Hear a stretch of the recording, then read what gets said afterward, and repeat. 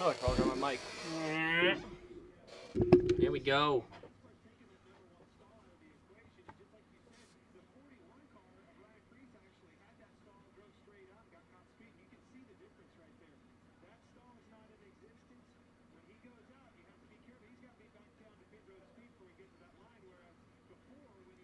All right, everybody, are we here? We are live. Looks like the stream is up and running. Go ahead and shoot a thumbs up or a chat into the comments so I can see, make sure everything's running correctly.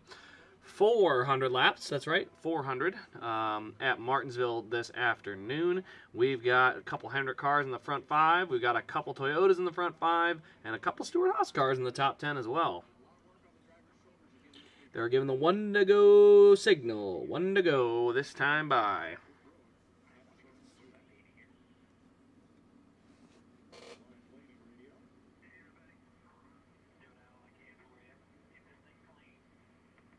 All right, doing a quick interview or something, or no, they're just showing some radio from Ryan Blaney right now. I should probably have shared this. It is what it is.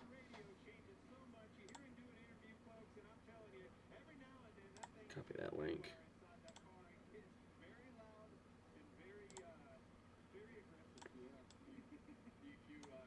Take that over here.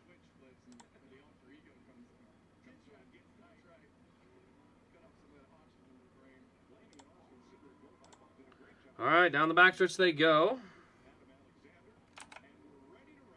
Out of the way. Oh, for crying out loud. Did it just changed my channel. What in the heck?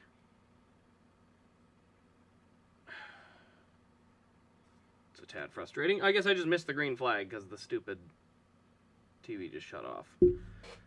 All because I'm trying to move my controller. Oh, de joy. All right, another minute here. All right. Controller, just stay up out of the way. I don't need you down here. All right, it's good. We're good to go. So it looks like Larson got away clean. Then it's Wallace, Elliott, Briscoe, and it looks like Truex and Logano are side by side for 5th. That is our first battle on the track. Josh Berry sliding in right behind there, looking in, trying to get that spot.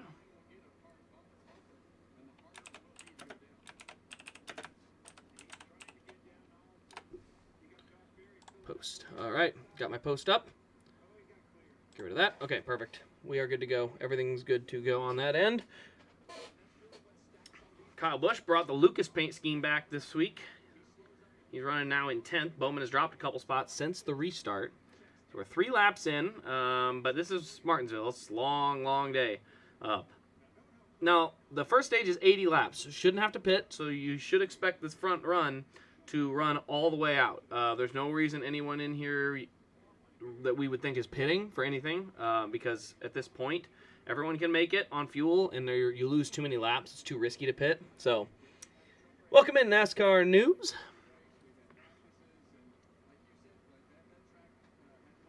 Ooh, Cinder going to dive in. He got a spot there on Gilliland. That is for 14th. All right, so just getting our early looks here. Wow, everybody's running really similar pace. Obviously a little bit slower as you get to the side-by-side battles towards the back. Yeah, a lot of cars really similar. So we'll see. Maybe they'll burn the tires off, and these cars will be a lot more. You'll see a little bit more variety in the running speeds. All right, 7 laps down as they go. Trying to see if there's anything else there. I don't see any major movers thus far.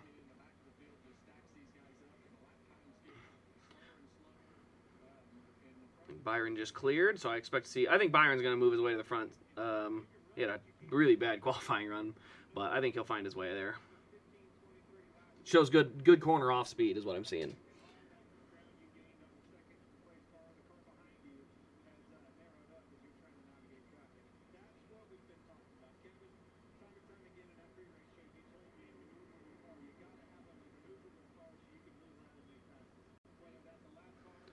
All right, so they're pretty much single file. There's a couple double file battles back in the field. All right. And I am multitasking today. I will be completely honest. I've got this race going. We're watching that on the big screen, and I've got the Iowa game on the small screen. So, yes, the women's national title game, I'm going to sit and watch.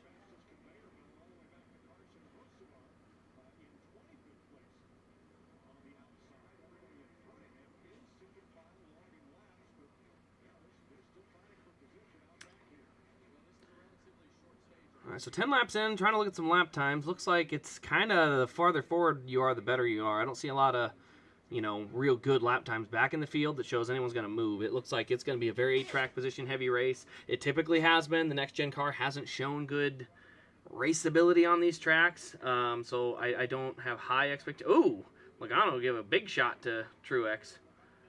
I say a big shot.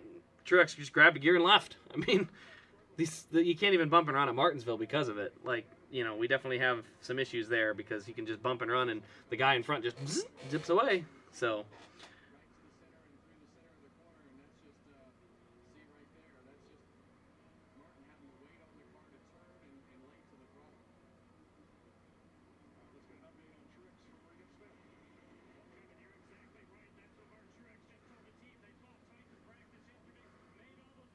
Lap 13 is where we're showing.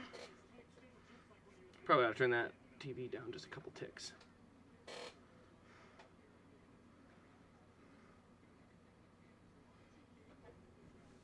Hey, welcome in, Florida Denny fan.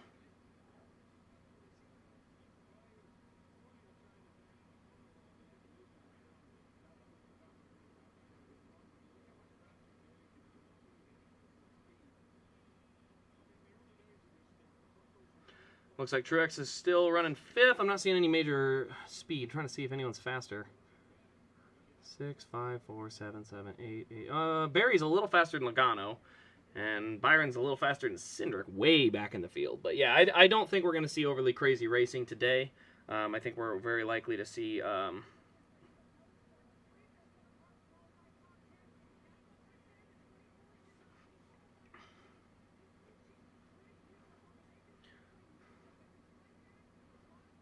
All right, so he's still, yeah, Byron still can't get by Cindric. It's just, holy moly. I think we're in for a long day, guys.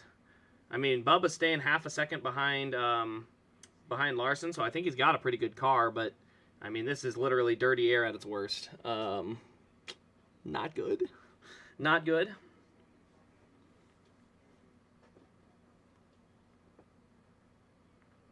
All right, Byron did finally get to the inside. God, all those Hendrick cars look good. And it's not because it's like the paint colors. The colors actually are clashing all the time. I don't really think they look that good. But they put a metallic ruby red on those cars, and it's so pretty. It looks so good, man. I love that color. It just shines so nicely in the sunlight, and, man, it looks real good. You know, Larson's car, it's like it's got a clash with the blue, but that ruby red just looks so good. That 66 is definitely slow. Yes, but you got to remember, this is only their, like, 3rd race ever. Like, they just put a next-gen car together for the first time. Like, I'm going to give them a lot of grace because that's Timmy Hill just putting things together slowly, and he's done a really good job with what he's had. And I'm actually very impressed with what we've seen from him. So, I'm not going to hammer too hard on him. Was wondering where I went. I think I streamed all the races. I just didn't get my race review done. I also did send you a message because... Oh, wait. No. That was somebody else. All right, so they're under commercial at the moment. Looks like Bubba does have a really good long-run car. I expect we're going to see him probably stick to Larson for a little while unless he overheats his stuff, then he'll fall off. We still got 60 or 59 laps to go in the stage, so we still got a little ways left to go.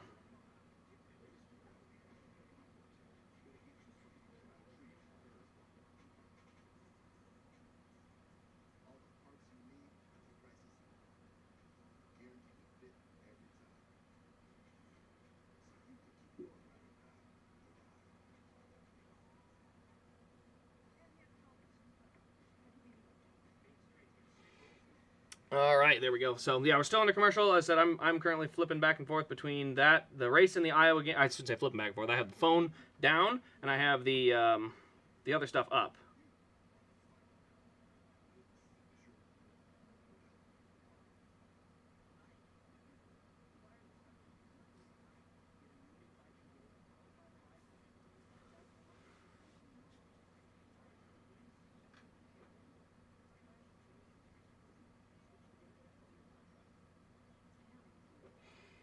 David Starr is running the 60. Oh. Well, again, it's Timmy Hill's team, so I'm still going to give him more slack, but I'm not going to give David Starr as much. So if David Starr gets in the way and does something stupid, I'm still going to blame him. But it's Timmy Hill's team, so I'm still going to be all in on that team.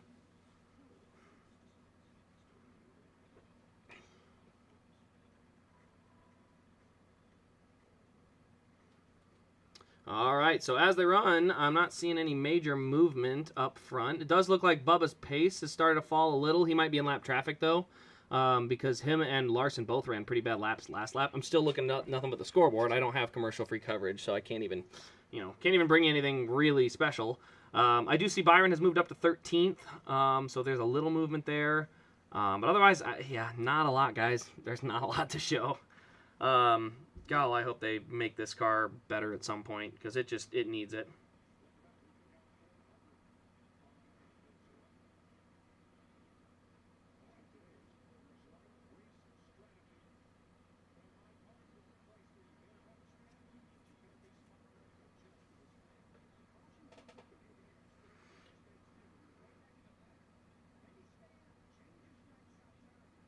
All right, yeah, Larson is battling traffic at the moment.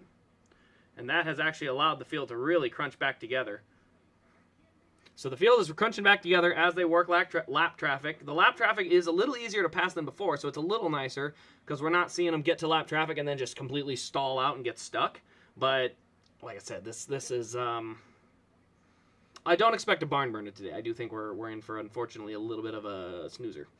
But they're showing the quad feed of all 4 Hendrick cars with their ruby red colors.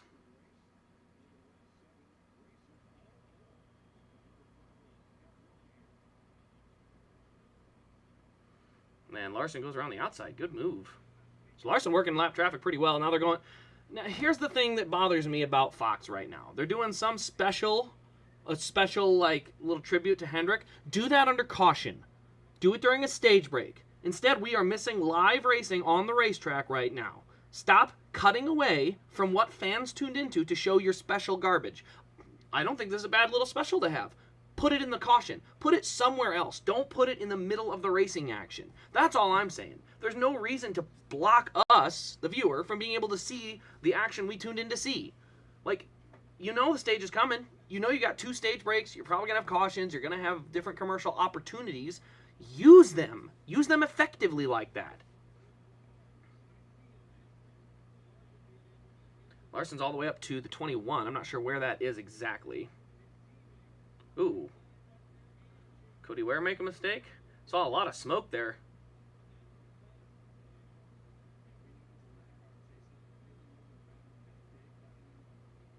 Elliott doing a great job. He's moving lanes pretty well as far as changing, going to high lane, low lane.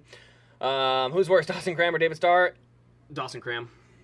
Martinsville used to be good, yeah, but again, it's the car. The track didn't change. The Xfinity race was still really fun. So the track is not the issue. We all know it's the car and NASCAR's unwillingness to give the drivers what they need to put on a good race here. They've told NASCAR what we as drivers need to run well here and put on a good race. And NASCAR has said, no, we aren't doing that. And so you can't really fault the car. You can fault the car and NASCAR because those are the 2 factors that refuse to, I say refuse, but they're not changing to try and help the situation. Yeah, so they lapped up to about 29th at the moment. So like I said, 36 laps in. Not seeing a huge batch of movement. Hamlin's 9th. I mean, not much.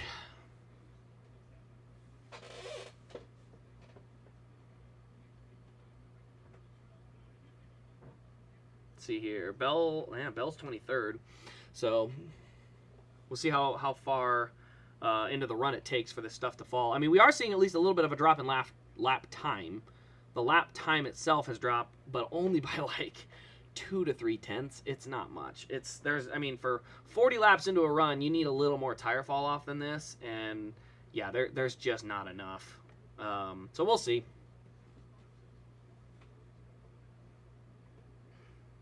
Yeah, biggest mover's only up 6 spots.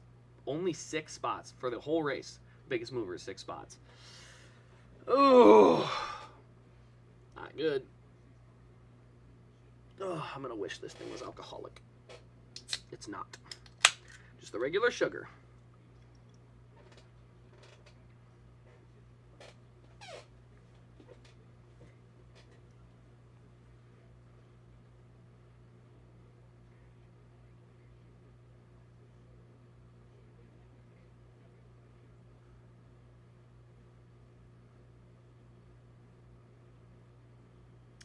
All right, looks like Hamlin's going after 8th, so we do have a little bit of movement up there at the front. Like I said, everyone else is in traffic, so it's really hard to really gauge what we're seeing from them. Still 40 laps to go in the stage, though. It looks like Blaney's car's starting to fail. Man, Justin Haley seems to be locking up just about every corner. I think he's struggling on braking, because I've seen smoke out of his car on corner entry multiple times. That may come into play later if we see a brake failure out of the 51. Otherwise, it could just be that car is not quite tuned to his liking. So we'll see. Meanwhile, it looks like a battle for 3rd starting to heat up. Briscoe looking to the inside. Elliott going to use the outside lane. And I believe they are closing in on the lap car of Austin Dillon. Wow, Austin Dillon, rough start again. They just made a crew chief change on the 3. It was much needed. They booted Keith Rodden. Again, a very needed change because as a Kane fan, Keith Rodden is not a guy that has a lot of love from my side. But yeah, it was a needed change. We'll see. Give it a few weeks. You know, first week on the job, you can't just go straight in and say, you know, it's a fail. But yeah, not a great start for sure to be a lap down, only 30 or some laps in.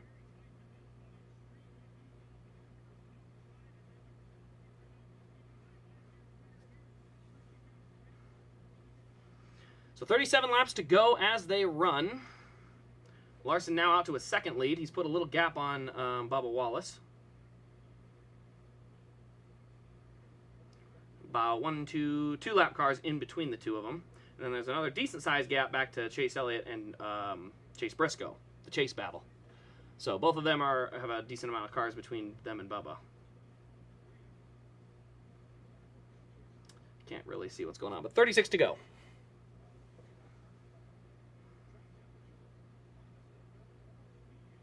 Yeah, it looks like Truex has caught Chase Briscoe. He's battling inside of Austin Dillon, really struggling. Oh, he washed up off the bottom, got into him a little bit.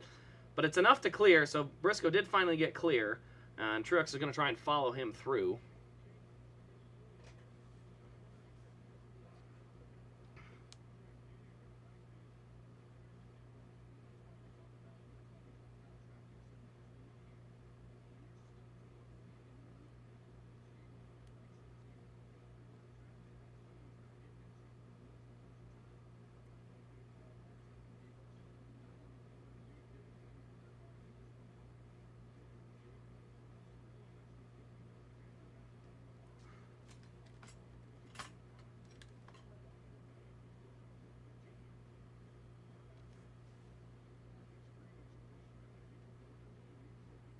All right, looks like Larson's trying to put Buescher a lap down. Trying to see where Buescher is running. I believe he's in the mid-20s.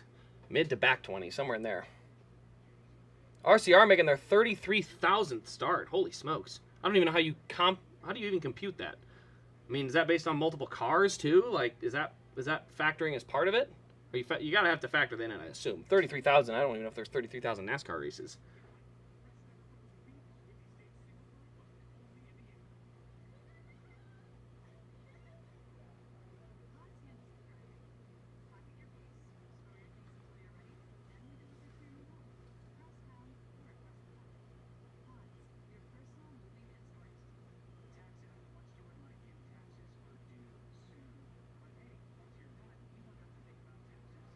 All right, under commercial again. We're just getting now to 30 laps to go in the stage. Yeah, I can't really tell a lot from the lap times. Truex got to Briscoe, but Briscoe appears to have pulled away.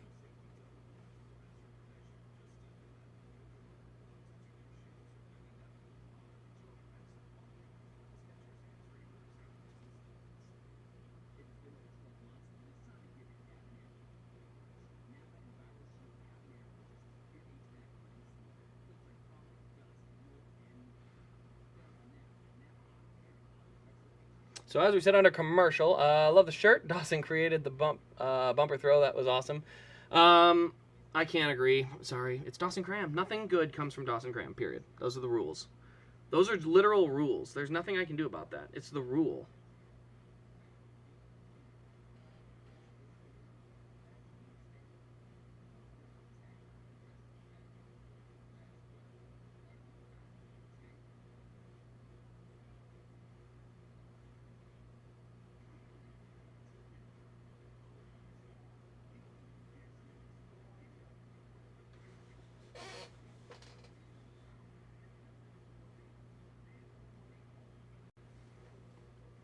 Still under commercial at the moment. Xfinity was a great, as usual. It always is. Xfinity always puts on a good race. Every single time it's a good race.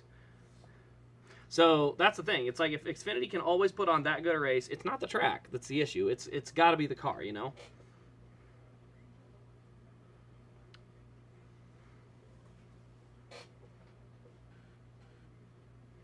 My phone keeps buzzing. Why is it buzzing for?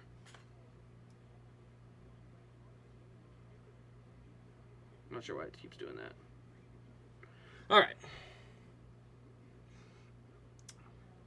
25 laps to go.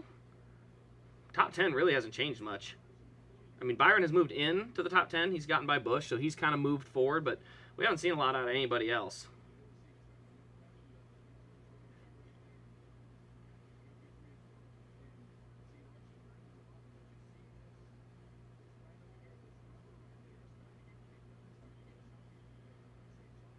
Nope.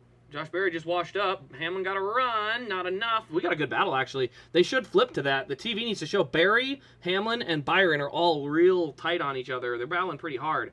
I would love to see that battle, but TV is unfortunately more preoccupied with showing a car with no battle going on. This is what I'm talking about. There! Hey, look at that! Look at it was delayed, but there's the battle. Hamlin was inside. I saw Byron right closed up behind him, so...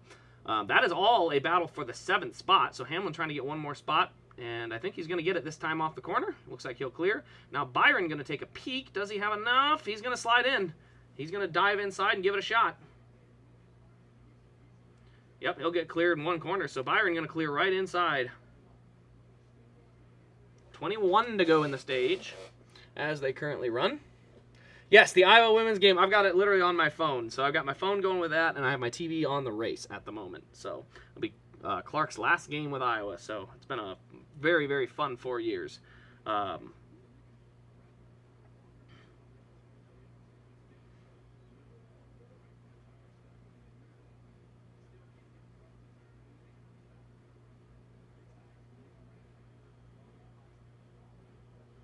Oh, smokes. Another deep 3. Yeah, as you can tell, that was not related to the race. But yeah, we've got a good battle, I think, going, or going to get here between Byron and Hamlin. We'll see how close he can get. Still 19 to go on the stage. I'm trying to see how far they've lapped, because I want to see how far up the free pass is currently located at.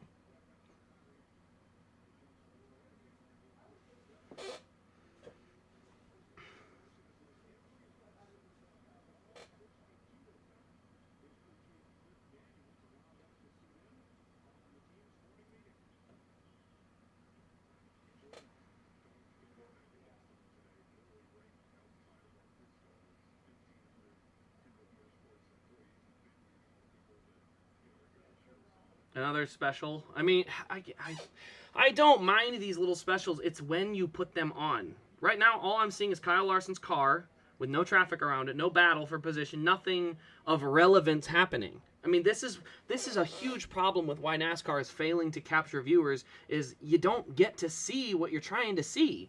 Going to a race in person is so much better because you can see everything you want to see at all times. Meanwhile, if you're watching on TV, I mean, I'm going to take a stopwatch at some point in time.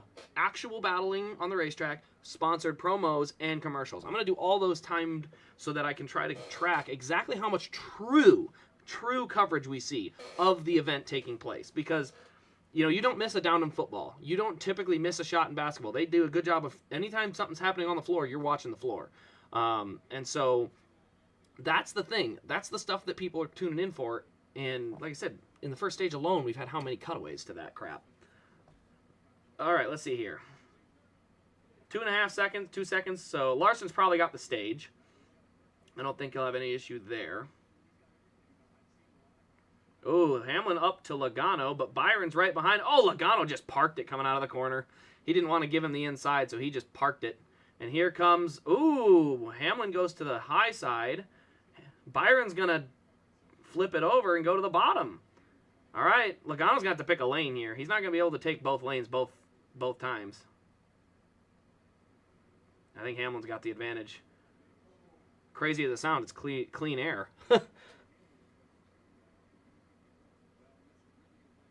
That away, that's the way to do it. Have the stream, have the race, have the game. All of them. That's the right way to do it. Oh, Hamlin might get stuck behind David Starr. Oh, David. Yep, that was dumb. That was really dumb, David. You had 2 cars lead lap looking inside. You're not even close to battling for a position. Get out of the way, David. Get out of the way. I told you, if I had to, I'd rip on David, and I did, because that was just stupid. What is he doing? I mean, seriously, David Starr, come on. You're a veteran. You got to know better, especially in a slow car. Ugh, that was dumb. Yeah, I said he had to move him. Well, I wouldn't say move him. It was 2 cars inside, and David just acted like he wasn't there. I wouldn't call that on Hamlin. I would actually blame David Starr for the whole mess, because there's 2 cars inside. You have to go to the 3rd lane. And again, it'd be a little different if it was for position, but it's not. He's just simply in the way. You know, he's already, I think, 2 laps down. So 10 to go in the stage. Still looking to see exactly how far up Kyle Larson has managed to lap. He's just getting behind Zane Smith now. And I don't know where Zane Smith is running because my scoreboard only goes to 21st. 9 to go. Oh, Hamlin got back by Larson. Or sorry, Hamlin got back by Byron.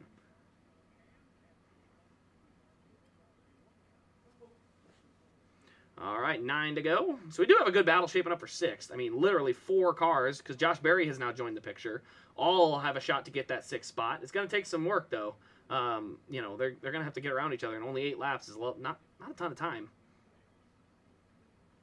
So 8 to go, as they show. Hamlin, he looked high, didn't quite go. And now it's it's Logano, Hamlin, Byron, Berry, and then even Kyle Busch is now getting in that picture. We got a big train all stuck behind Austin Dillon and Kaz Gralla.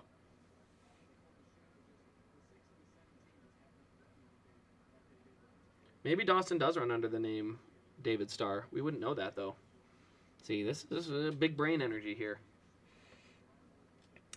I don't know how many trains will go by during the race. I'm assuming they know when there's a race and probably don't want to have to go by too many times if they can help it.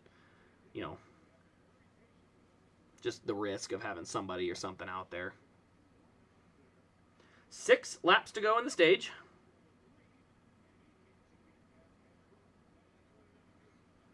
So 5 laps to go as Hamlin. Oh man, Hamlin. It's Hamlin, Berry, Byron. Hamlin, Berry, Byron, Logano. And then also Kyle Busch now jumping in. And here comes Alex Bowman. Like, it's a whole stack up behind these two. They're side by side, and Logano, honestly, Logano's not right up on him. He can't get by him either. But, man.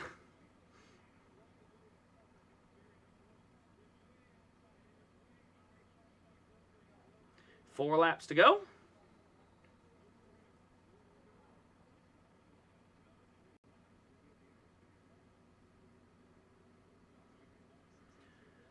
Keeping an eye up front. Still pretty good gaps up front. So the biggest battle is the Logano battle. But they really can't seem to even get alongside each other right now. It looks like they've all kind of heated their stuff up too much. So not seeing a lot out of them. It does look like Bubba's down to 6/10. He must have closed that gap on... yeah, here he is. You can see it. Larson has been stuck, and I mean stuck, behind Zane Smith. And Bubba Wallace is now only a half second back. 2 to go. Probably isn't going to get there, but that just shows what traffic will do to your car. If you can't get by quickly, it'll heat your tires up, and you're going to be sitting not pretty for all the cars behind. Oh, Hamlin going to give Logano a shot. Was it enough? Sent him up the hill.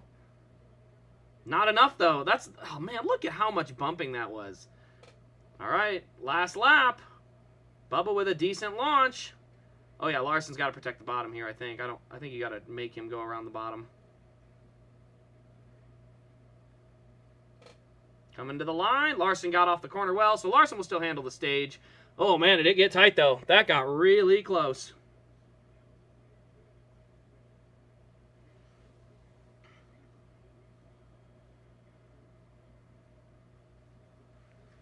So stage results are going to be Larson, Bubba, Chase Elliott, Chase Briscoe, Martin Truex Jr., Joey Logano, Denny Hamlin, William Byron, Josh Berry, and Kyle Busch getting stage points. We can now go in and look who our lucky dog is going to be. Chris Buescher is going to snag the lucky dog. So, oh man, Noah missed it. But Chris Buescher will get that lucky dog, and that'll put 26 cars on the lead lap. Very surprising Christopher Bell's around that far back. But then again, it does seem like it's going to be an all-track position race. Don't be surprised if one of my favorite crew chiefs, That's right. My two favorites are the McDowell crew chief and that crew chief for Adam Stevens is his name. But don't be surprised if they pull some strategy later in the race. They catch a quick caution somewhere, they're going to try something. They always do.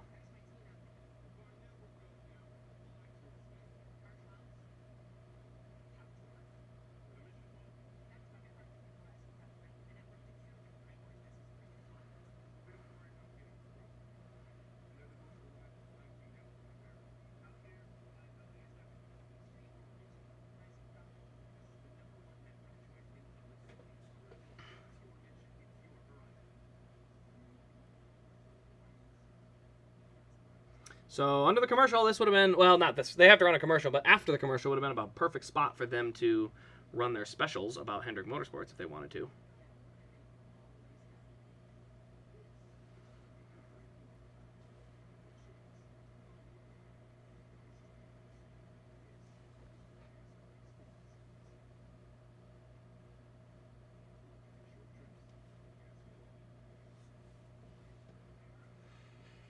Can Austin Eagle get out of the way? No, he cannot. Cannot. Not allowed.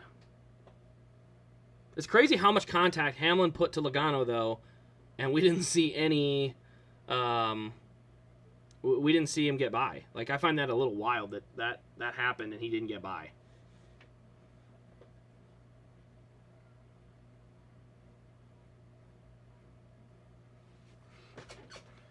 All right, so we're still waiting on the thing to come back from commercial. What is this here? I got a button I can hit. What does that do? All right, we're going to insert an ad because I got nothing better to do for a moment.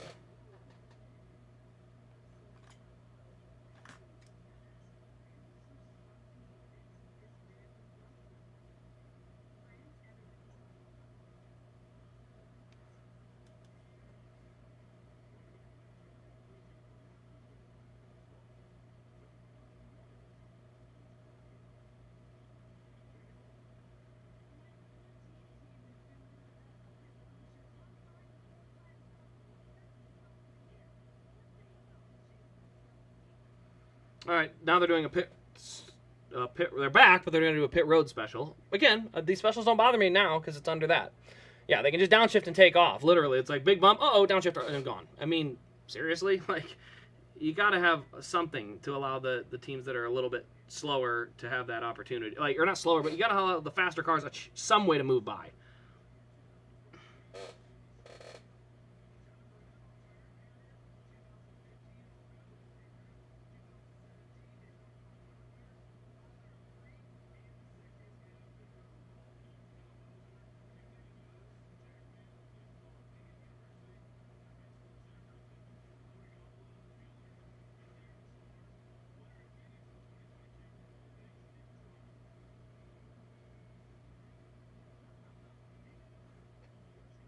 All right, so we're getting ready for pit stops, I think. We're still kind of waiting here.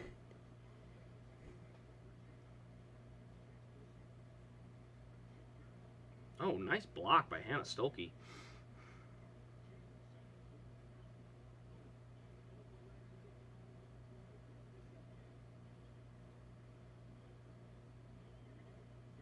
Here they come. It is feeding time. Everybody on pit road.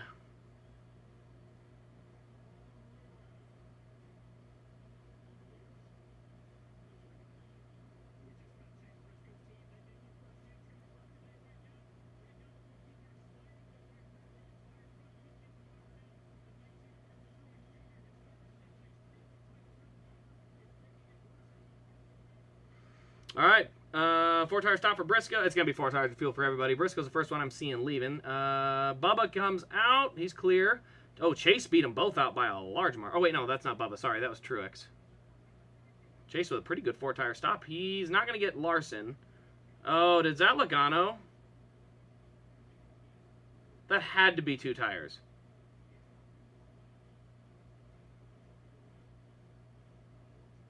Todd Gilliland must have taken 2 tires. Logano, I think, took 2 tires.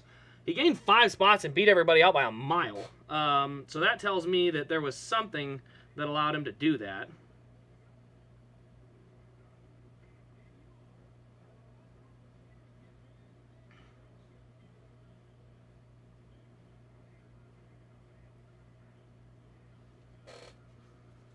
So trying to see, did they mention what Logano did? He got 5 spots. I can't imagine that's a 4-tire stop. That's just it's too many spots. It would have taken quite a bit of issues. Wait, WrestleMania was yesterday, I thought. Is it tonight? Huh. Oh, contact from Chase to Stenhouse, so that's unfortunate. Hopefully his car didn't get hurt. Haven't seen anything yet, and we're back under commercial, so we'll take an eye as soon as we can on that.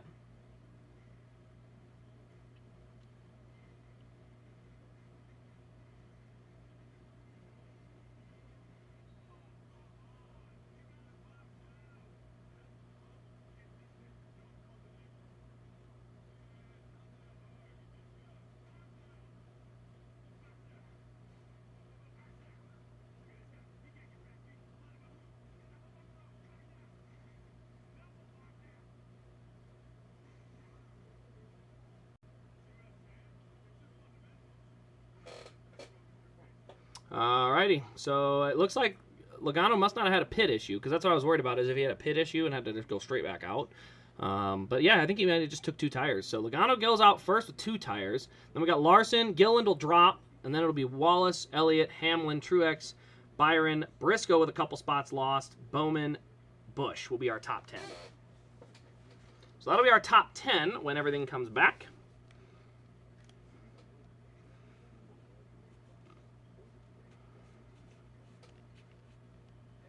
Oh, it's 2 nights. I did not know that. I didn't know WrestleMania was a 2-night thing. That sounds fun. Well, have a blast, man. That sounds like a ton of fun. I'm going to insert another ad while we're under commercial. That way I can go enjoy the Iowa game.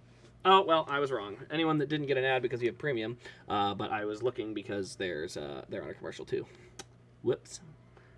I'll probably drop this a little bit. Don't need that so high up. Blocking everything. Alrighty, so let's see here. They're getting close to halftime. So the good news is that game will be over long before the Cup race. So I will have much more focus in the second half after stage 1. Actually, I'm going to do a pit stop real quick, because I'm going to try to make sure I'm back by stage 2.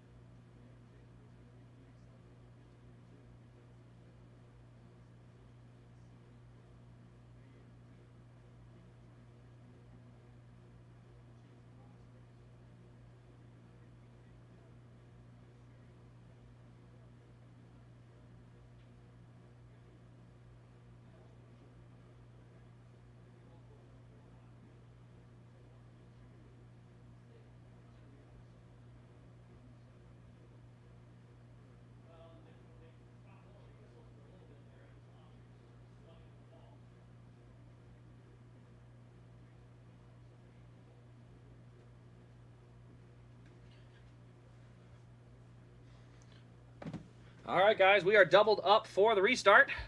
Just in time. Logano did take 2 tires, so that is what's going on there. We'll see as they come to the restart. Is 2 tires going to be enough? Come to the restart. Oh, brake check the whole field. Joey Logano. I hate his restarts, dude. He does that crap all the freaking time. The whole field got stacked up. It looks like they're going to get squared away now. No accident, so that's a good thing. We didn't have a caution, but he slammed on the brakes getting into the zone, and it caused a huge stack up.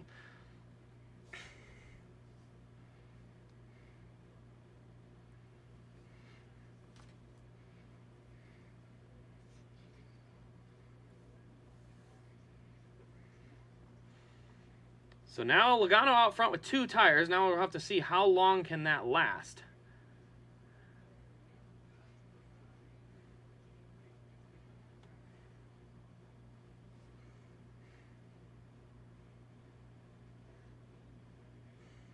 All right, Larson. No, not quite enough. I thought he might have enough to clear. He did not.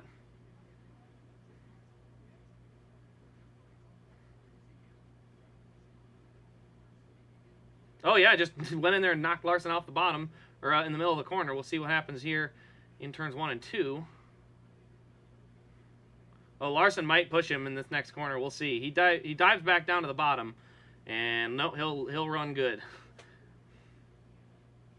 All right, so as they run, it'll be Logano, Wallace, Hamlin, then Larson, Elliott, Byron. So the 3 Kendricks right there. Bowman in 8th. They're almost in line for a perfect picture. So I'm kind of rooting for Bowman to get by Briscoe so we can get that perfect picture as they're going down the backstretch. Just do in a straight line. That'd be cool. They're literally in numerical order, too. It would be 5, 9, 24, 48. Like, come on, Bowman, get in there. Let's get some pictures. I want to see a good picture. Another one of them Penske restarts.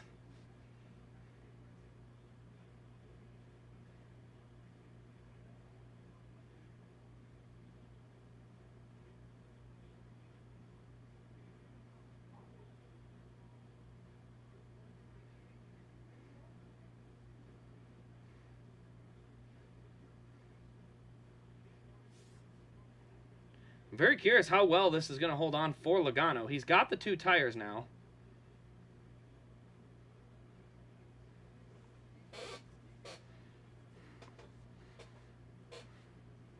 Bell is still way back in the field. I'm surprised where he's running. I thought he'd be a little bit faster than this.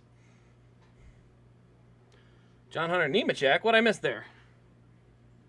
I didn't see John Hunter. Oh, wait. Hold on. Maybe I'm delayed. Let's see. There's John Hunter. Oh, no, he's good. I was looking for Gregson. He was on the outside in the 10 car.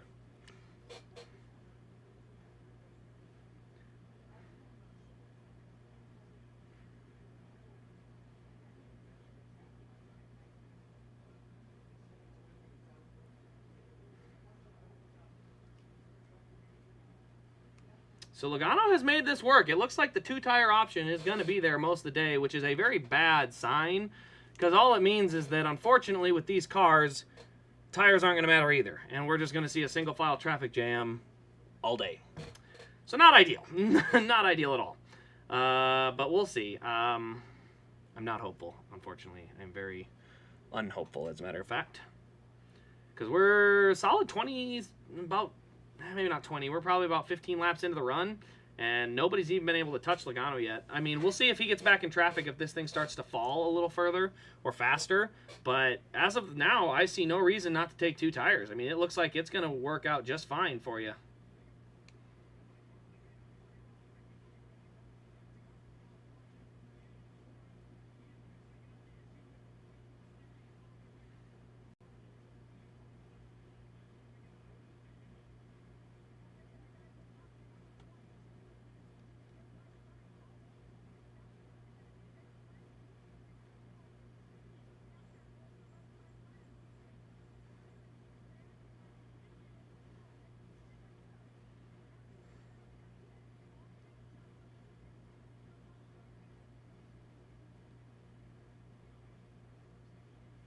Holy smokes, that's a deep 3.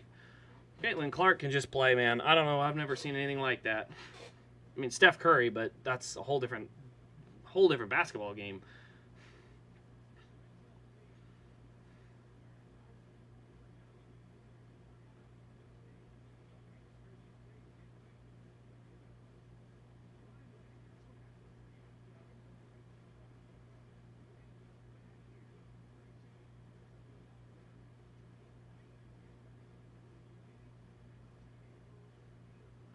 All right, so Blaney is... Oh, what do we got going here? Nemechek and Blaney, are they... No, they're not even on the same lap, are they? Why is he bumping him? Well, don't really understand what's going on there.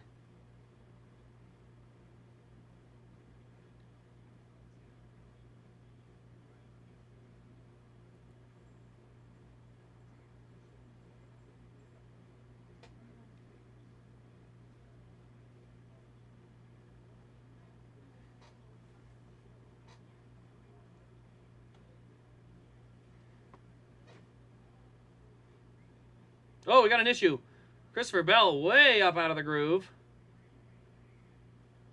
Has he got a broke toe link? Did he just miss the corner that bad? Oh, no. There's something broke. That front end will not turn. He is way off the pace. He's going to dive it to the bottom of the straightaway here, and he'll get in. But big trouble for Christopher Bell. That car has definitely got an issue. Oh, yeah, right front is looks like it's mangled.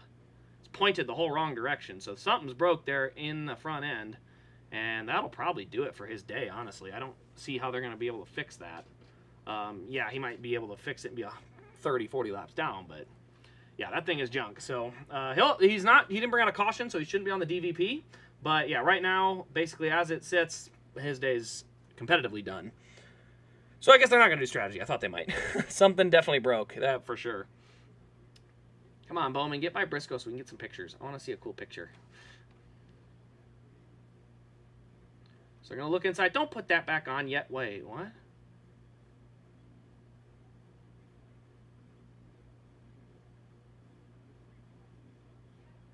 Did we just phantom debris this thing? Why is there a caution? I'm not going to be happy if it's a phantom debris caution. Actually, will I be happy? Is no in the free pass? That's where no is at. Free pass. No, Gregson. I'm happy. I'll work with it. Something broke. Hey, AJ's here. Welcome on in. If Hendrick gets 1, 2, 3, 4, people are going to say it's rigged. Frankly, I wouldn't blame him because special commemorative paint schemes on a 1, 2, 3, 4 is a little far out there.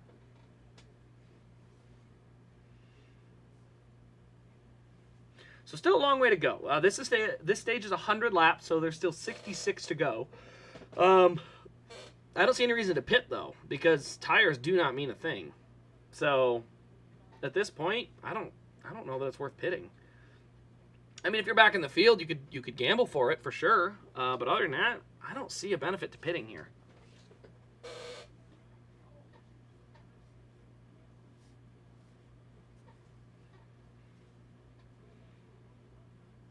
So 19 laps. I don't think they're going to pit here. I don't think that's a good idea strategy-wise. I think it's a bad move. Yep, no Gregson free pass. So that's good because he'll come get tires too. And with those tires, he might be able to make some passes on some of these old guys that stay out. But I'm sure we'll see some of the guys come in. We'll see how many.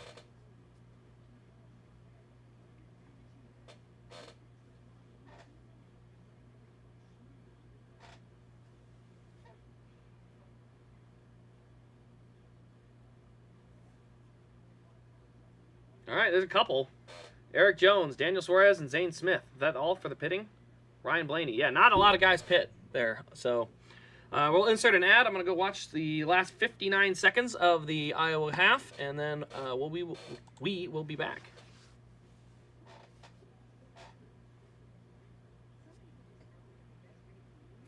So yeah, if you wonder why my head's down, I'm looking at my phone.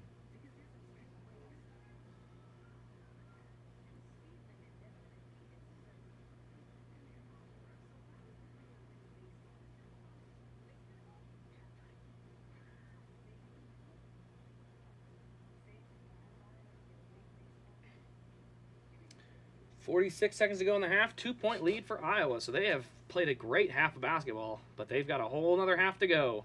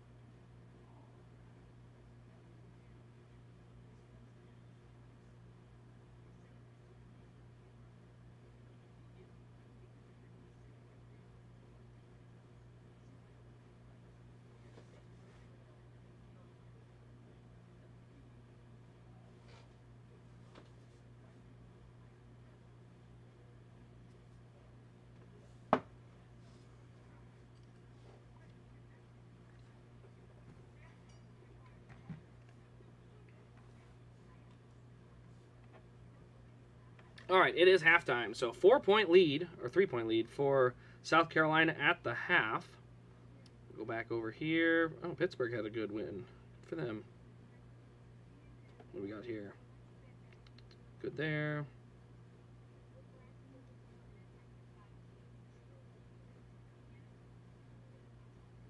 All right, still waiting for the freaking race to get back.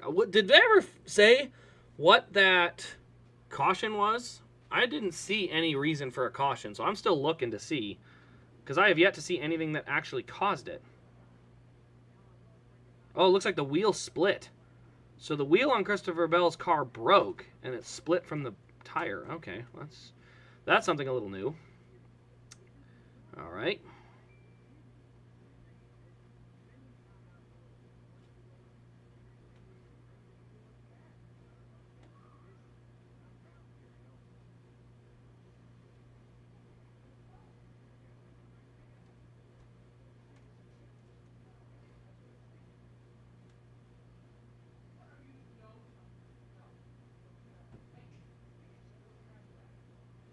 All right, getting ready to go to the restart. It's going to be Logano, Bubba on the front row, Hamlin and Larson behind.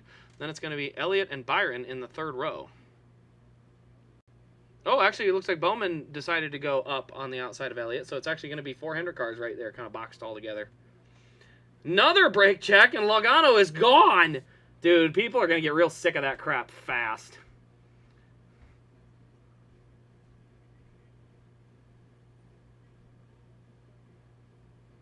Hamlin looking to the inside for second now. I think Hamlin's going to probably get to the lead in this stage at some point. Yeah, 400 cars under a blanket right there. And then Corey LaJoie is on pit road. I'm not sure why. He's going real slow. Looks like he might be headed for the garage. I can't quite tell.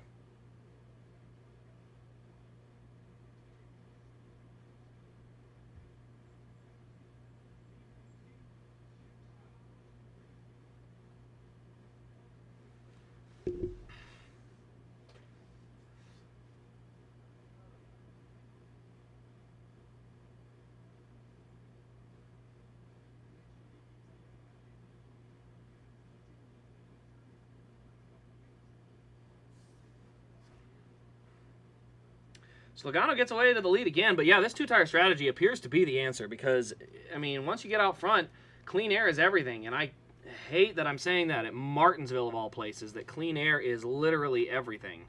It literally feels gross in my soul. It feels gross in my soul. But I guess that's the race we want. I don't think I do. So yeah, still 56 laps to go. It's going to be Logano, Wallace, Hamlin, then the 400 cars. Bowman unfortunately got out of position, so it's not numerical. So Byron's now the fourth running car. Then it's Briscoe, Chastain, and Berry. So Chastain has peaked himself up there for the first time today. Haven't seen him all day thus far. And let's go look down the leaderboard, see where our guys with tires have ended up. So Noah, still 26. Nowhere. They've gone almost nowhere. Yeah. Suarez has tires. He's moved one spot. So, yes, tires do not mean anything today. That's pretty bad, man. That's not good. Wow. How did we have such a good race at Bristol with tire fall off, and then we go to Martinsville, and they can run like 100 freaking laps and have not even a tiny amount of fall off? I mean, Joey Logano's car left sides have 126 laps on him, and he's the fastest car on a racetrack. What did we do? What did we do to do this? We didn't ask for this. I mean, good strategy call, but we didn't ask for this.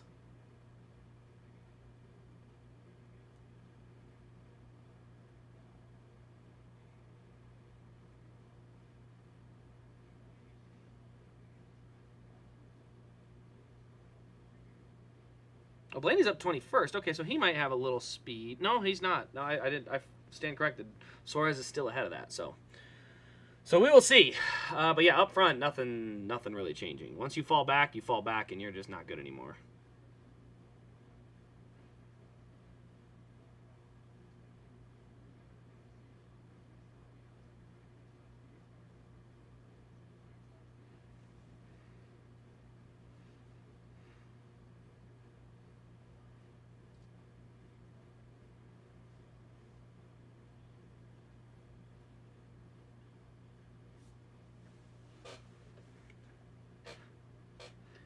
So as they run, it is Logano, Wallace, Hamlin. No, I said Logano's the fastest car on the racetrack, which is just dumbfounding me. Even once the cars get spread out, he's the fastest because it's all clean air related. Like, really? We want Martinsville to be aerotight? We want Martinsville to be aerotight. Okay. Like, I think we might be making a mistake here.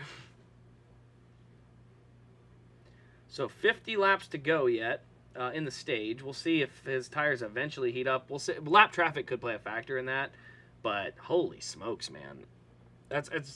I didn't expect him to necessarily like hold on. I thought he could hold the top 5 for Logano. I thought that was a good strategy.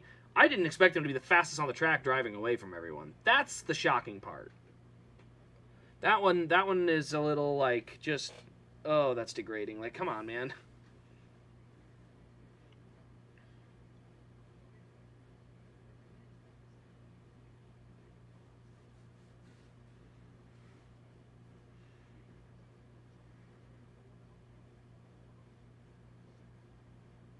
So yeah, pretty boring, unfortunately. Like I said, part of it too is the broadcast is only showing the single file cars out front. There's probably battles going on back in the field that we could watch because there's nothing going on out front. But they're not going to show it. So this is, I will partially blame the broadcast, but, you know, sorry. If there's, you know, if there's no action, there's no action. You can't do anything about it.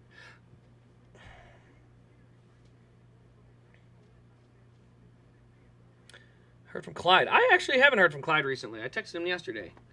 So tell him to text me back. I haven't chatted with him for a bit.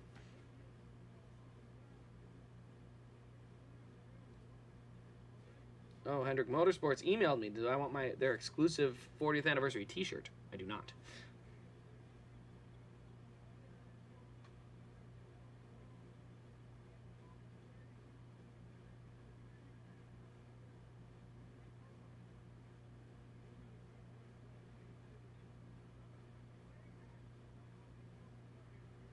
So 45 to go. We're just going to kind of watch the laps tick down, probably till they get into lap traffic. Then stuff might heat up, but we'll see.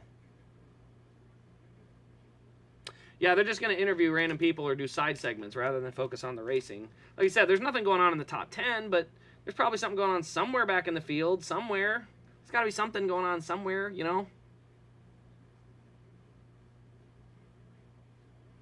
So 44 laps to go. Looks like Bubba's sticking with him. So I think I thought Hamlin was going to get by Bubba, but it looks like it'll probably come down to lap traffic.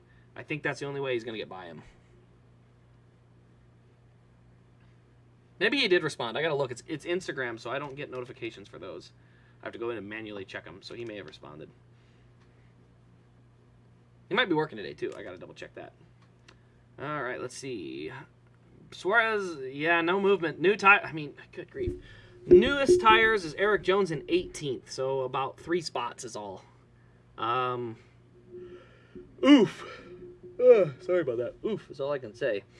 That is just not enough. We're going to need a little more than that.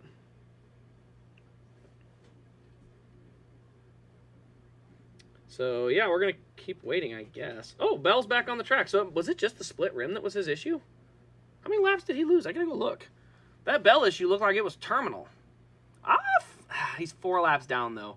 I think 4 laps is going to be tough. Sorry about that. I think 4 laps is going to be tough. If he's going to make a comeback, it's going to need, I mean, he's going to need like a wave around. He's going to need some luck in there somewhere. Like, it's going to take a little bit. So I don't know for sure what'll happen there if he's got any chance to get on the lead lap. He's going to have to battle the traffic first because he's got 40 laps to hold off all those guys behind him once they get to lap traffic, that is.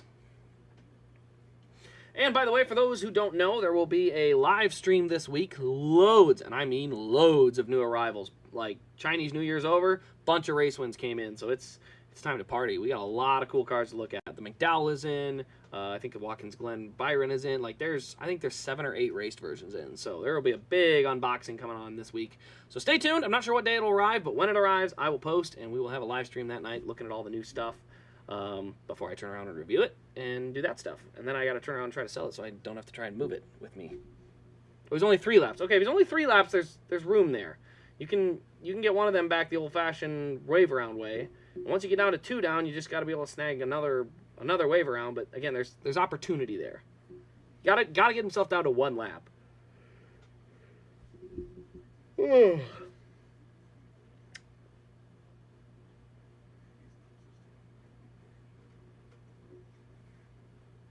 yeah, Denny's Pocono. Forgot about that. That one's in too. Hey, Boost, how we doing today?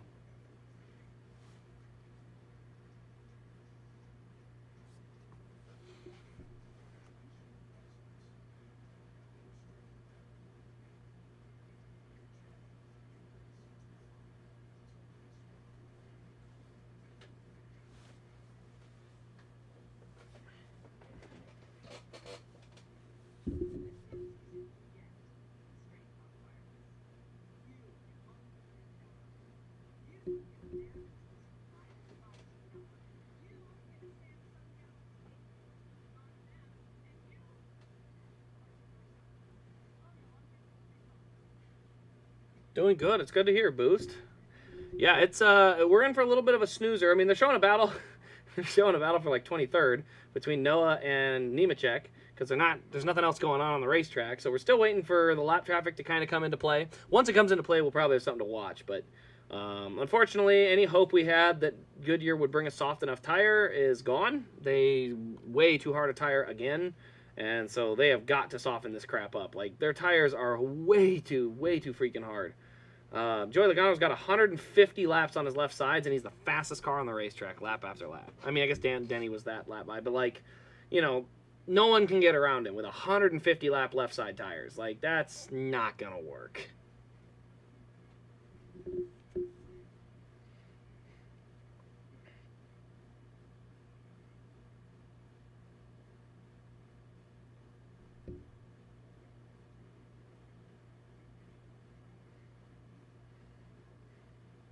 So still 30 to go. I'm going to be interested to see if Logano finds his way through lap traffic easy or not, because that's going to be the determining factor on how good these tires can be. In clean track, they definitely have some potential. But the question is, once you get into that garbage air and aero push on Martinsville, once you get into that, that'll be where it gets interesting.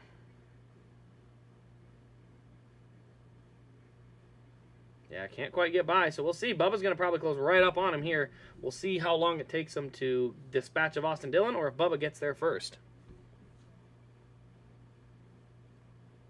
Yeah, oh, that's right, Boost. You're my resident Harrison Burton fan, and I'm gonna be straight up with you. After seeing DiBenedetto in the Xfinity Series in that 38 car, and what Burton's done in the Cup car, they made the wrong move, man. They did. I think that Wood Brothers with DiBenedetto would have been a better option. I know it's all sponsorship or politics or some stupid crap like that, but we all know by now that was the wrong call. We're 3 years in and we got nothing to show for it. And I mean nothing. Like, it's getting worse. And so, yeah, it's time. Yeah, aero race at Martinsville. I mean, Logano's washing up behind Austin Dillon, who's in like 30th. Why? Why do we have aero push at Martinsville? Oh, I can't like it. Oh, we've gone a lot.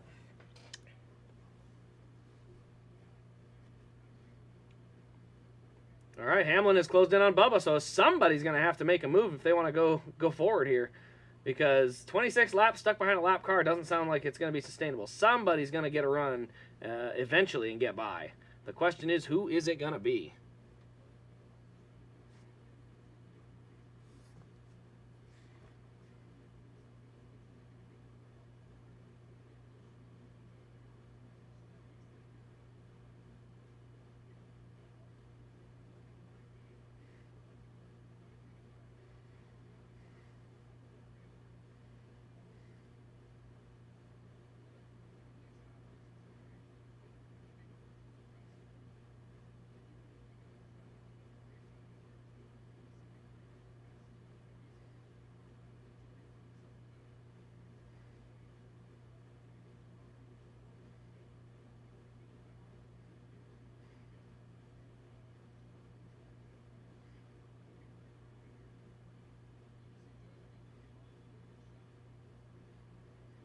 Still couldn't get by. Austin Dillon just got a shot from Joey Logano, went way up the track, still didn't get him.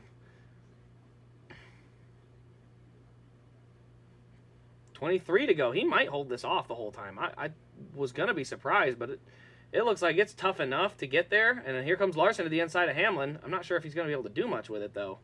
Yeah, he already didn't get there. He tried. I can't discredit the effort. See if Hamlin's able to do anything with Bubba. Bubba can't do anything with Logano. I mean, we're talking guys getting stuck behind a 30th place car, and there's no way to get by because the bump and run is off limits because it doesn't work. Like, what are we doing? What are we doing, guys? Why is the bump and run completely ineffective at Martinsville? What are we doing? They starting to fall off of Austin Dillon. Now let's see what they're able to do up front. Looks like Hamlin's going to try the high side. I don't know if he got a good run or not. Looks like a decent run, so he'll be able to try something. But he's going to have to probably just try and make that outside work. Try and get up there and make it pull. Yeah, that didn't work at all. Well, he might be going to the bottom here. He's gonna dive it in low. Get into Bubba a little bit. Not enough room. Downshift. Off Bubba goes. That's a lot of contact for his own race car. You wouldn't think he'd want to do that. Larson going to go try the high side. Nothing to work there. I don't mind Dillon battling here because Dillon's, if he can hold for 20 laps, he'll stay 1 lap down and he's free pass eligible. Once you get 2 laps down, it gets really hard to get back on the lead lap. And they obviously got the car better. But, yeah, I mean, if he can hold him off for 18 laps, I didn't think he was going to have a shot to hold him off. It looks like he will because for some reason, these cars are junk, man. They can't race at all around each other. What the hell are we watching?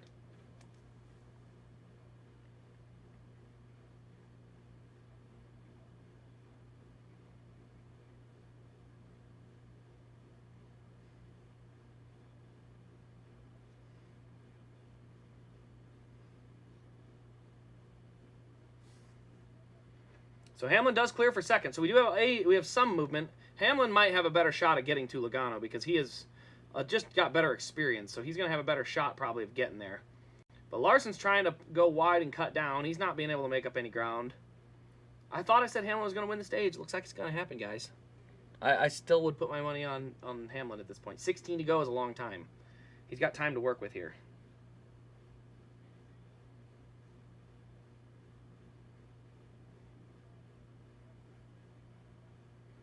Yeah, he's right on him now.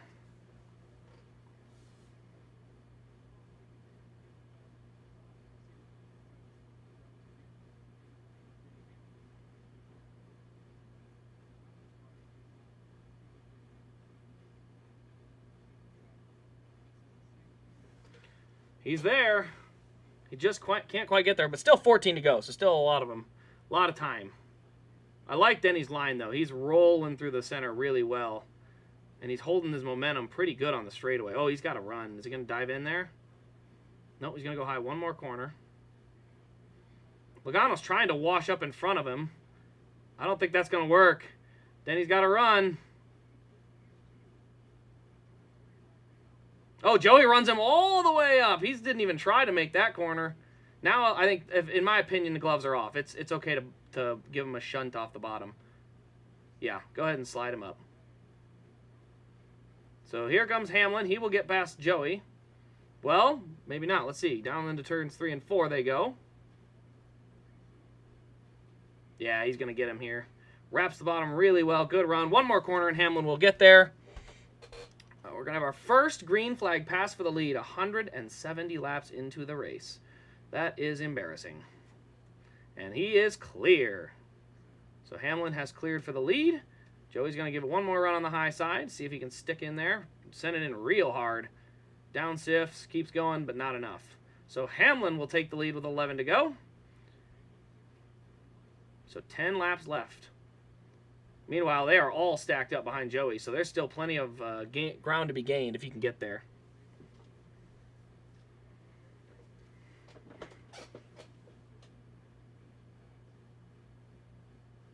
Yeah, Joey is now struggling. He's going to have to try and hold off Bubba Wallace, and Kyle Larson are both behind him now.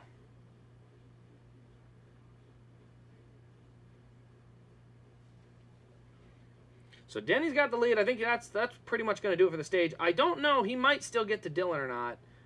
But Dylan, honestly, I think he took care of his tires well enough. 9 whole laps. That might be enough time for him to hold that. Briscoe looking at the inside of Byron. He is clear. So Chase Briscoe takes the spot. You don't think that's bad? I'm sorry, but you wouldn't have survived the races before, like the 80s, looking on Racing Reference. Yeah, but you got to remember, it's not about how close the racing is. It's about having the opportunity to make something happen. So in the 80s, you're right. They would finish like laps apart. You'd have like 2 cars on the lead lap, that kind of thing. Like, yes, you're correct. That is, the gaps were further. However, the ability to make moves obviously was there because you could have only 2 cars on lead lap, which meant a lead lap car was able to pass a non-lead lap car. That is not the situation we're dealing with today. So that is part of the issue. When everyone's in the same car, everyone's running the same speed, you can't really do anything. So that's where actually the differentials in cars is beneficial. When you can have a car that's a little bit slower or a little bit faster, that's a good thing. Because when you have a car that's, like that, it allows you to have more movement throughout the field. Like we saw at Bristol. I mean, Bristol, there was times where there was a car, like, I think there was only 6 cars on lead lap by the end of the race, and we all loved it. We all loved it. And so you can't always look at just the Racing Reference distances and times and stuff. You kind of have to want to go back and look and think about Bristol that we saw this year, and we all absolutely loved it. I mean, I think we all loved it. I absolutely thought that was one of the best races I'd ever seen. It was super, super fun. So with that being the case, I think that's a perfect example of, hey, just because they're far apart and there's a lot of difference in lap time, that was still really fun to watch. So I do think I think the 80s was still pretty good. NASCAR still got popular. Anyway, as I'm watching here, sorry, I kind of spaced out while I was going through there. Larson, Elliott have both gotten around Joey Logano. Now Alex Bowman is looking on. He's looking to get that spot, so Hendrick will have 3rd, 4th, and 5th at the end of the stage if Bowman can get by. So ever since he lost the lead, Logano definitely has struggled. So that advantage for tires lasted him a long time. So it does show the strategy will work, but you may not want to do it with 100 laps to go because you may not have a shot then for the win. But I mean, he's still gonna come out of this stage in the top 6. So definitely a solid gamble. I think that's gonna work out well for him because even with that, a lot of contact there. Final lap of the stage, Joey's going to send it in hard. And he's actually going to pinch the corner off. I think Bowman's not going to get there. Oh, Bowman's going to get there. He's got room in this 3rd corner. We'll go ahead and wash him up.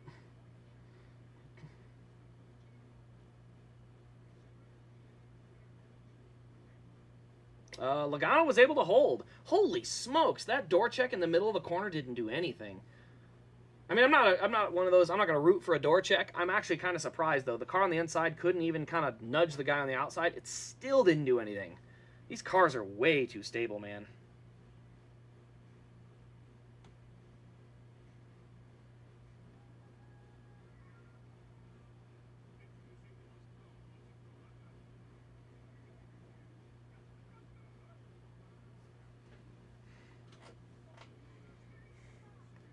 Yeah, if they had the Bristol tire, I think we'd be all right.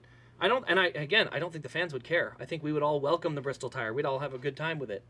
So maybe someday, but yeah, this ain't it. We're still a distance off.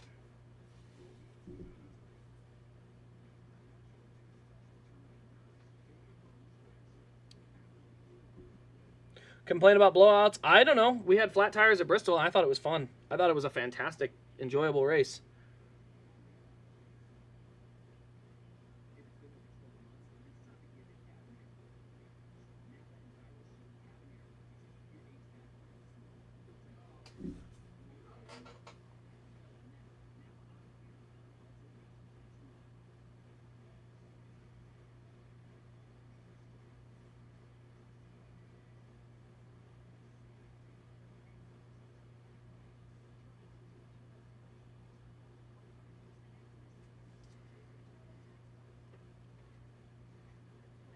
Yeah, it's a little bit of a tough one to watch. I'm going to throw an ad quick. I'm going to keep going. Current score, 55-48, South Carolina in the championship game.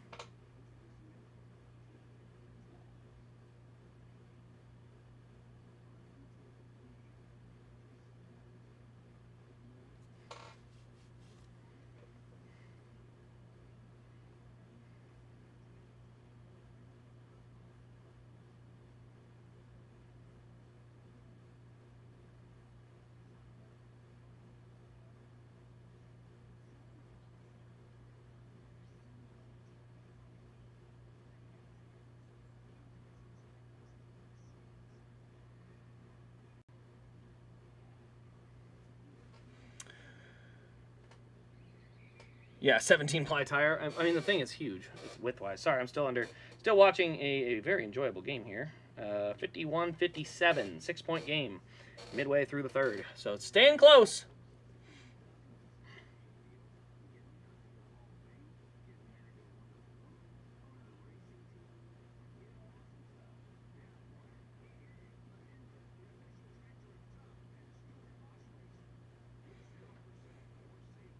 Yeah, they're basically driving low-speed tanks, because here's the thing. In Xfinity, you can nudge a guy. In trucks, you can nudge a guy. In Cup, you can't even nudge a guy. I mean, they're literal bolted-to-the-ground go-karts. It's just... I can't stand this next-gen car for that reason at a lot of these tracks.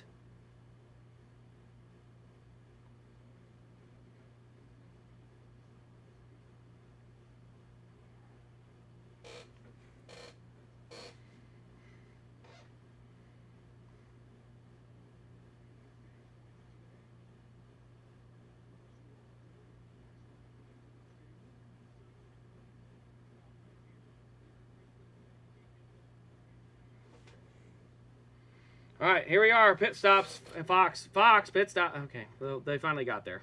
Took them a long freaking time. All right, they are in. So Chase Briscoe is the first quadrant. I'm just kind of watching the stops. I'm going to keep an eye on Elliott's crew. Just hoping they have a solid stop.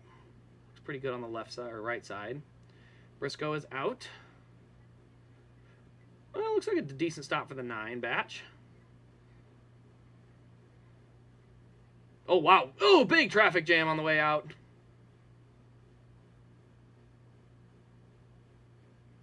Elliott's going to gain 2 spots on pit road.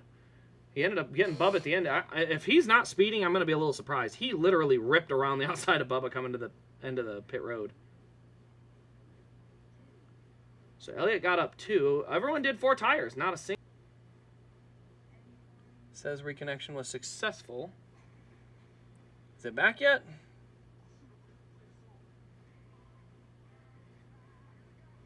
Okay, it's back. Okay, whoa, what a weird disconnection there.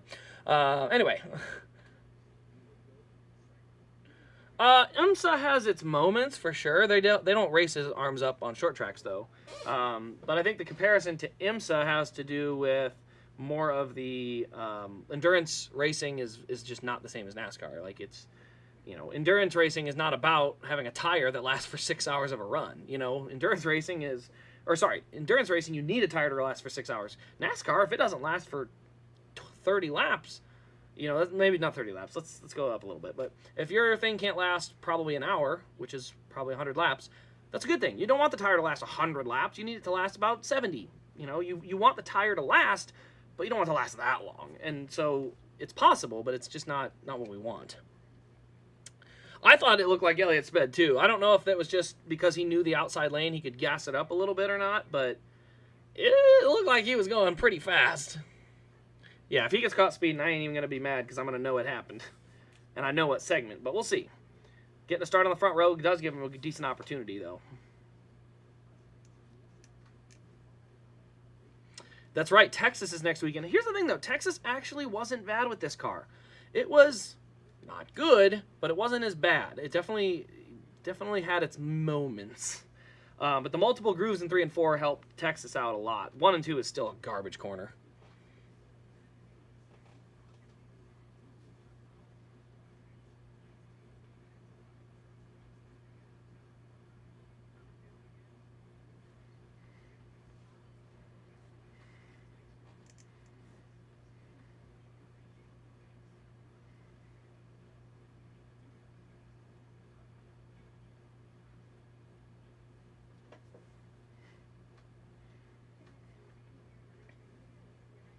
Haven't seen anything yet either, so I guess we're going to just hope that things worked out all right.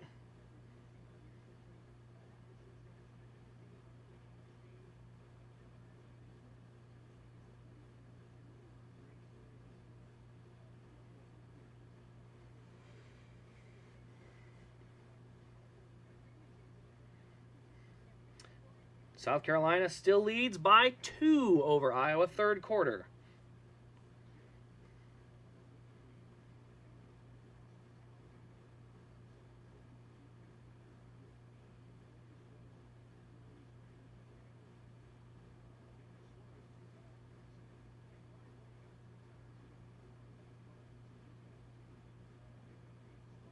Oh, missed layup. Can't have that.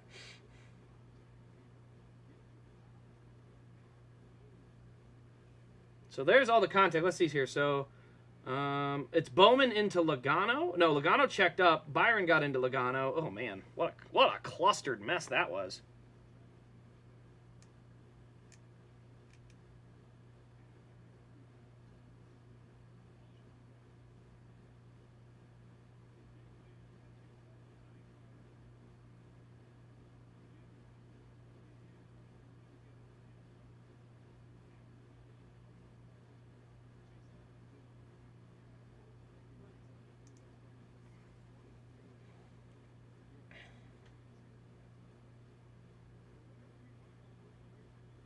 Dega and Dover. I remember having a streak like that with Casey Kane. I didn't get to see any of his wins from 2009 to 2014. Like, he won a few times in there, but I didn't get to see his Pocono win. I didn't get to see his, let's see, 2013, Pocono Bristol, missed both of those. 2012, won Coke 600 New Hampshire, missed both of those. 2011, won at Phoenix, missed that. 2010 Duel, missed that. Like, I missed like 5 in a row. And I watched a lot of races. I just somehow missed those.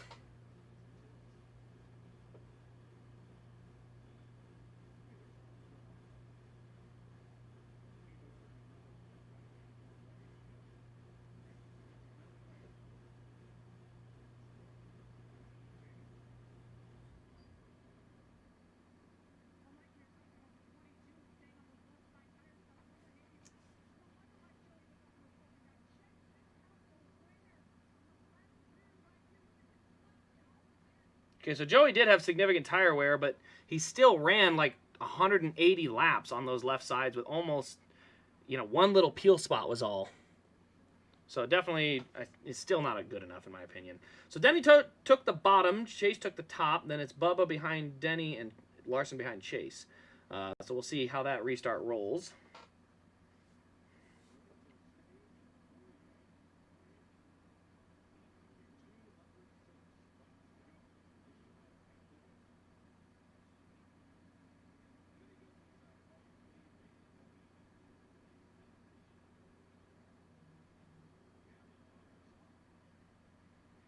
Ooh, good restart for Chase.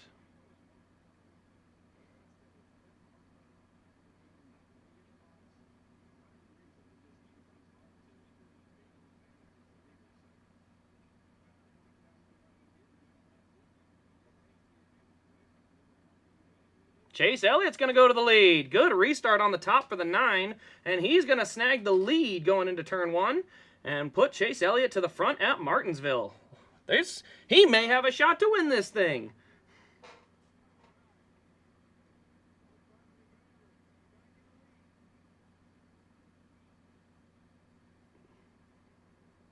All right, don't heat your tires up too bad. Take care of them now. We are in the 3rd stage, so we got 220 laps. 1 green flag pit stop would be a minimum.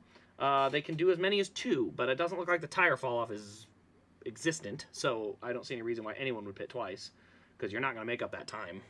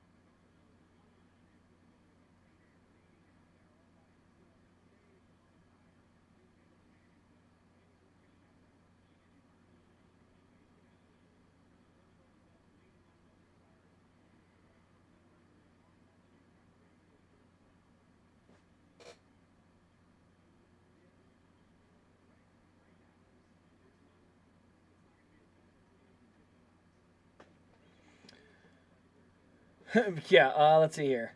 If Alan, yeah, that's a good point. I forgot about that. It's got to have Alan Gustafson not screwed up, too. I didn't even think about that. Lead is up to 11. South Carolina really doing well at the bottom half of the 3rd quarter there. Iowa's trying to challenge inside, but they're just too much size down there. You can't You can't go up and take the contested shots because unless they're blowing whistles, you're not going to get anywhere. You just don't have the size. You got to go for the perimeter.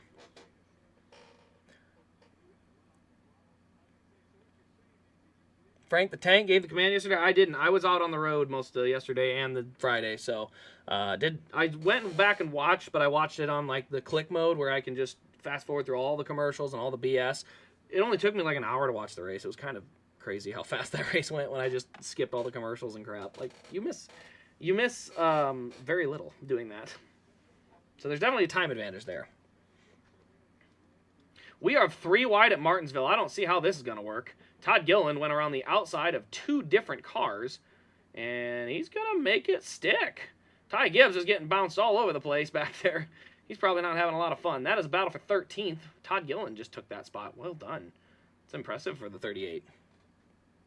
We got a caution. Ooh, is it going to start here with Busch? Oh, no. Christopher Bell spins off turn 4. Okay, so we didn't miss that.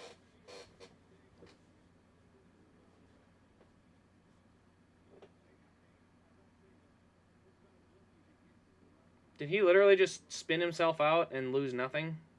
Didn't even lose a lap on that one.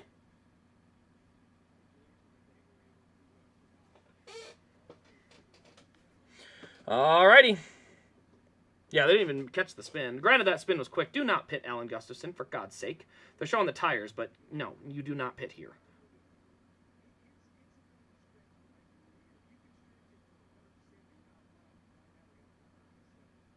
$170, $190. Yeah, you ain't going to stretch 20 extra laps out of that.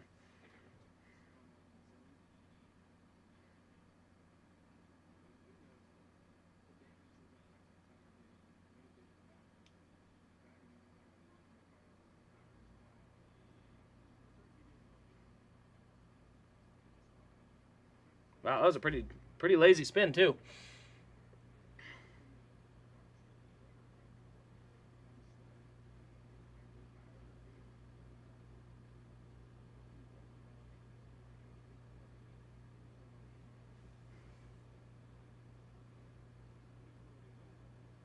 Yeah, for a half-trial track, they miss a lot. So pit road's open, I believe. I don't see anyone coming because they literally have only been green for like 10 laps. Oh, Martin Truex going to come in and try something a little different. I think it's Truex, Gibbs, and Busch. Their strategy might be to take 4 now and take 2 later. And so they might be aiming for a 2-tire stop late in the race and trying to see what that'll do for them. But we're on a commercial.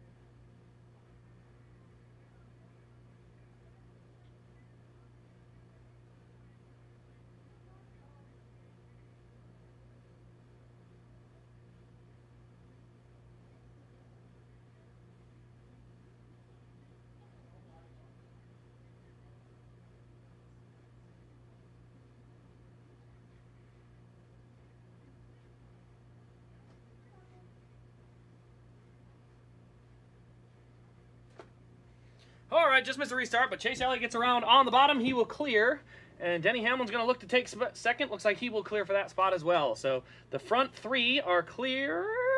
I say clear because Larson's looking, but I think yes, Bubba will clear. So front three are clear, front four are clear. We will have single file racing from there on back.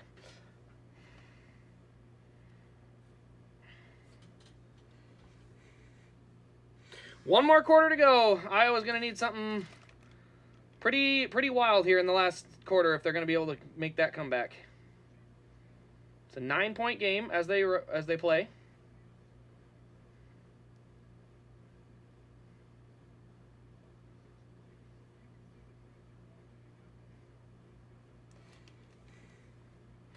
Meanwhile, Byron's going to try and take a spot from Logano on the outside. Oh, Logano got a good run, but Byron got a good exit. We'll see. He might clear. He is clear. If he wants to dive down, he will. So Byron will take that spot. Hendrick, all four in the top 6. They definitely brought some good cars today. They treated this like their championship game, or championship race. I say game because I'm distracted.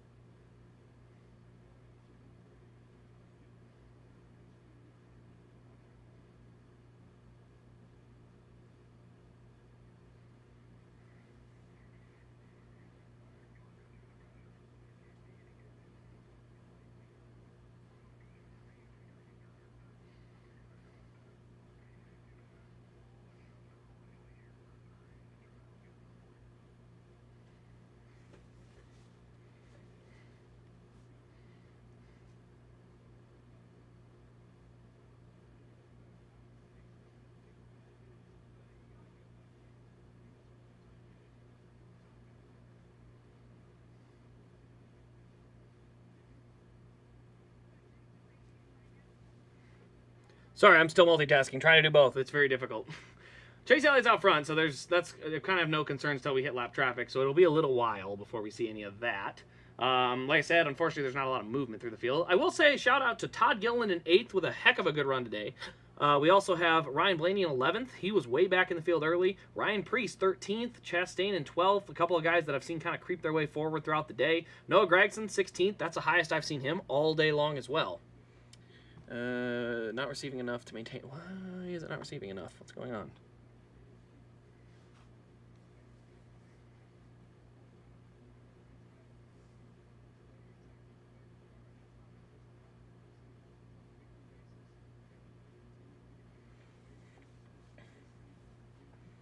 That's still not running right. What the heck's going on? Stream is running as best it can. I'm not sure what exactly is going on with it.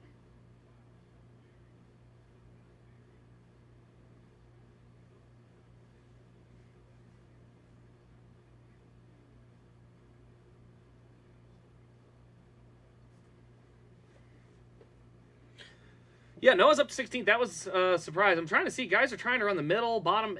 Just, they don't have a lot of options, honestly. It really doesn't look like there's much that they can work with. There's just not enough power in these cars to really get a good run when your tires hook up. They don't get that grip that when somebody starts spinning their tires versus not spinning their tires, they can kind of work their way down the straightaway. They just don't have that option.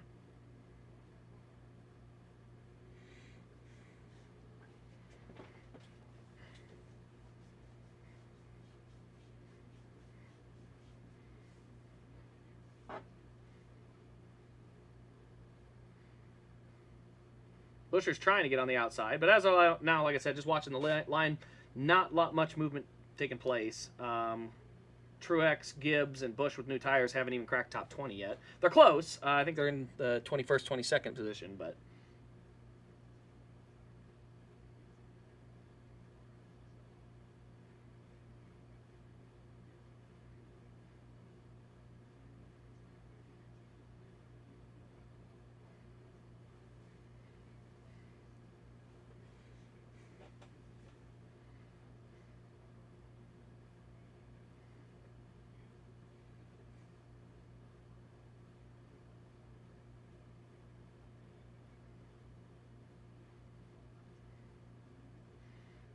Universe number 9. I wasn't thinking about getting that car, but I guess if he wins, I might have to. I will have to. I will do it.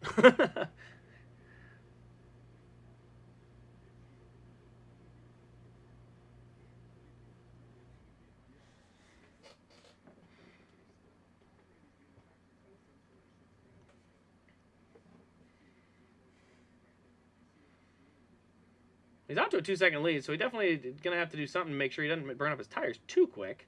Definitely don't want that. I definitely think if you get a late race caution, you're going to see a lot of 2 tires. I think the 2-tire option, anything under like 40 laps to go, worth it. Like you have a very small chance of being run down from behind in 40 laps, just because you'll have clean air and all those other factors. So I do think that's probably the reality of what we'll see.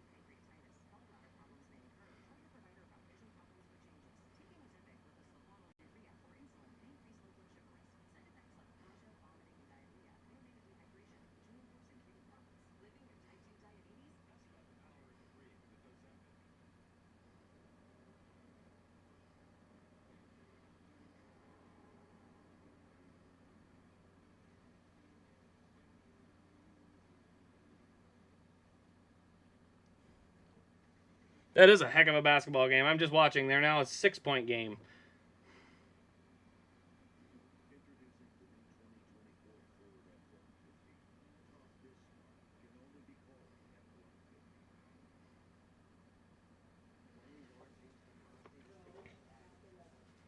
Under commercial again, by the way. So, yeah, at the moment, 2.2-second lead for Elliott. Straight down the line, not really anything happening. Byron is putting a little pressure on Bowman, so that's kind of the only bottleneck I'm seeing at the moment is that he's kind of right up on him.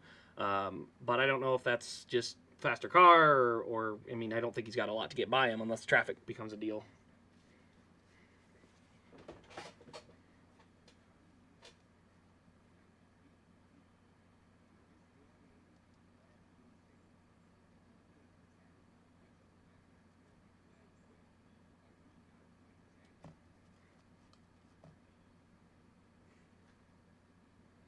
Still under commercial at the moment. I don't see any major developments as far as movement. Like I said, nobody really moving up or down in the running order.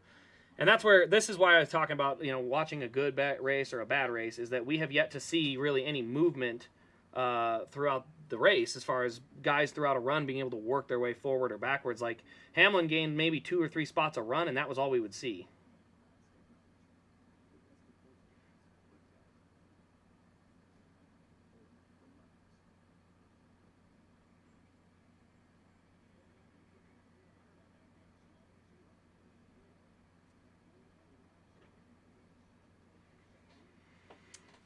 Okay.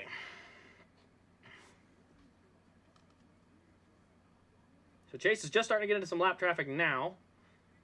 He had a good car last spring. People forget he ran like pretty bad all day, and then in the final like 20 laps ran all the way up to the 10th spot, which was the only time we'd seen anyone pass all day.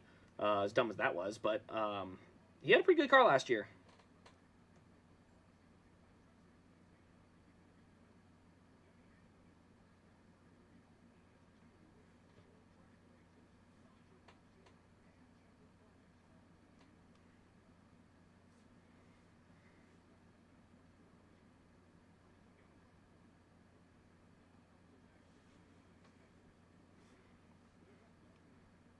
He's doing decent in traffic. Just got to maintain the tires a little bit.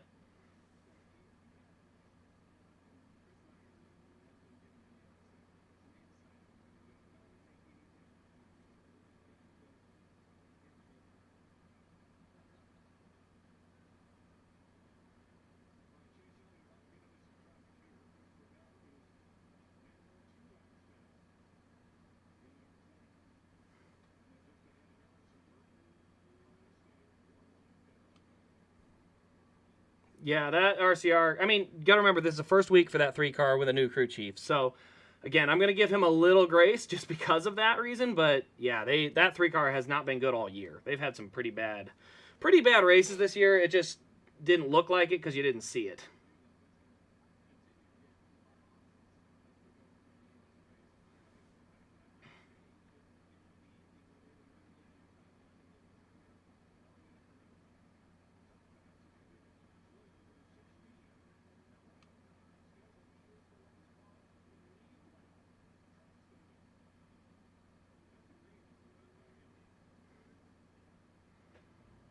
All right, he's working his way through that traffic. A little slow, but he's getting there.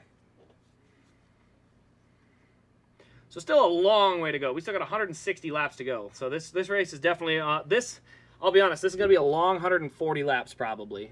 We might have one cycle of pit stops in there or something, but otherwise it's about to be just a long freight train for 100 laps.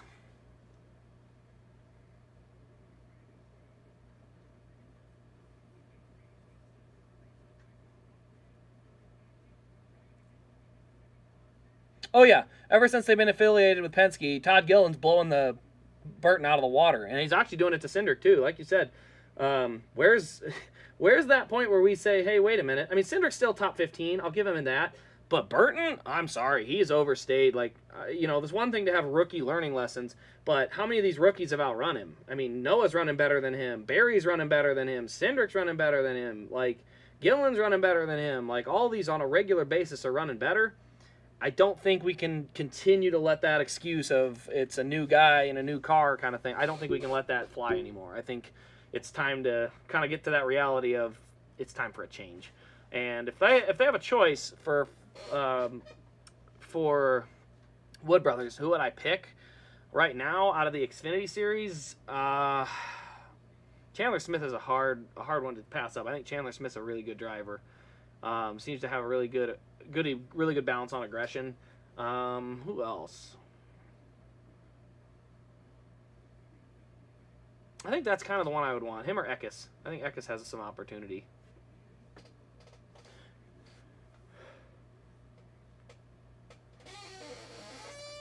Ugh, I gotta stretch out.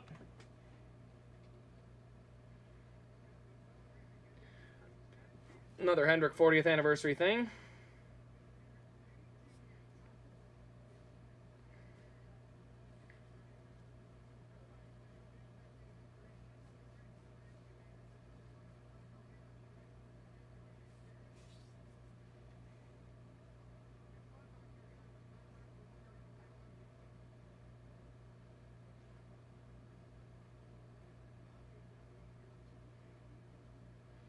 So Hamlin has stayed close to Elliott so far. So, again, not sure exactly if we've got management of tires or just lap traffic causing any of that.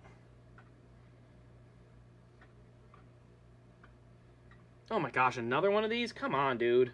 Another one of those little segments they want to show.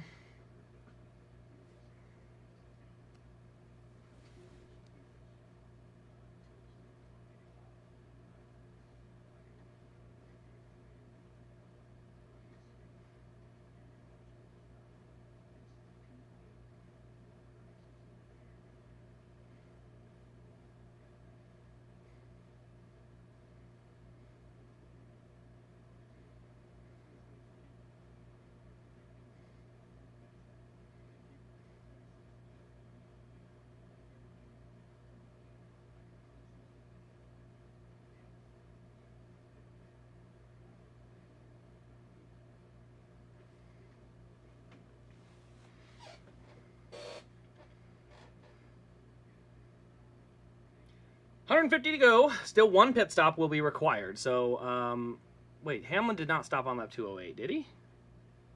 I think that's a glitch. It says Hamlin stopped on 208 for tires. I don't think he did. Josh Williams is literally blocking both lanes. I'm not sure what he's attempting. Did he? Did Hamlin come in and get tires? I don't think he did. 208 was the most recent caution, and he started right there in second. I don't think that's quite right. Oh, come on. Josh Williams, what are you doing?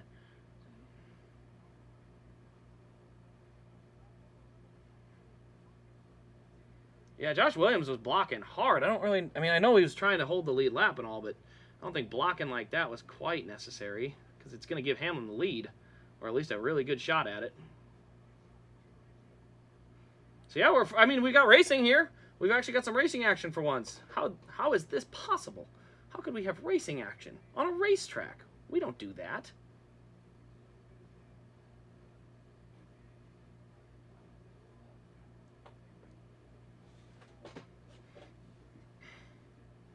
Good battle, though, side by side for the lead. Question is, how long can they do it?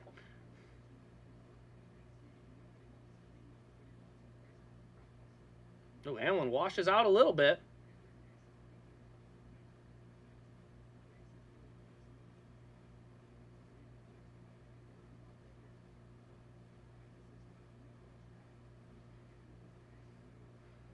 Nine with a pretty good run. If he can get a good run through 3 and 4, he should be able to clear and get the lead back. We will see.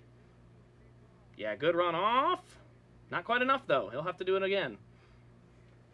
Good run. We got a good battle for the lead. Once they're side by side, they can battle a little bit, so that's at least something fun.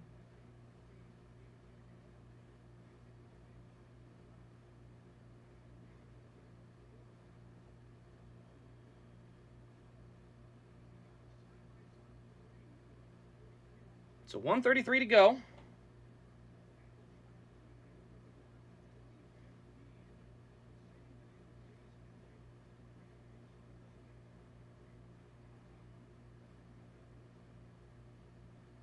Oh, kind of washed him up. I think he's going to clear this time. Hamlin will clear for the lead. So new leader, the 11. Still 4 Hendricks in the top 6, and then Bubba and Hamlin. Now the Toyota's kind of playing on the party.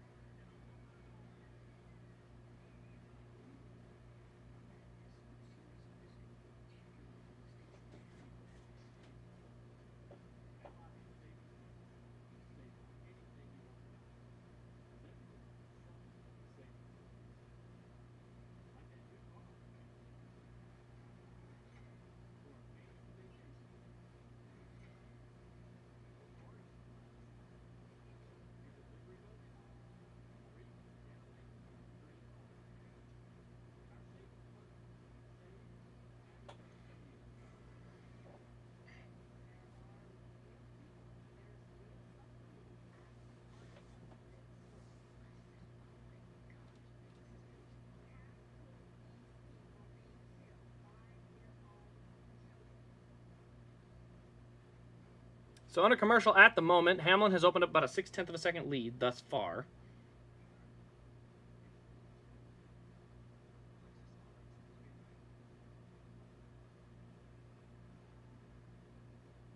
Oh, 5 straight fouls on Iowa. That's going to end the game. That's unfortunate. I mean, if the smaller person is underneath looking for a rebound, that's over the back. You can't. Really? That's a box out. That's over the back, clear as day. Oh, I hate that. They just give the advantage to the taller teams. I mean, I get it, but at the same time, it's frustrating because, like, that's good technique.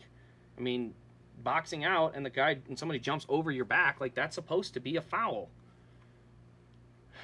I mean, that makes it so recruiting height's all that matters because you can just do that. I'm a little frustrated. Gonna get a little heated. I don't like it when they basically have someone doing a good technical part of basketball and they're getting penalized for it. I do not like that. That's why I can't watch the NBA. They bail out bad offensive plays where a guy just throws something up that he's no shot at and they reward him with free throws.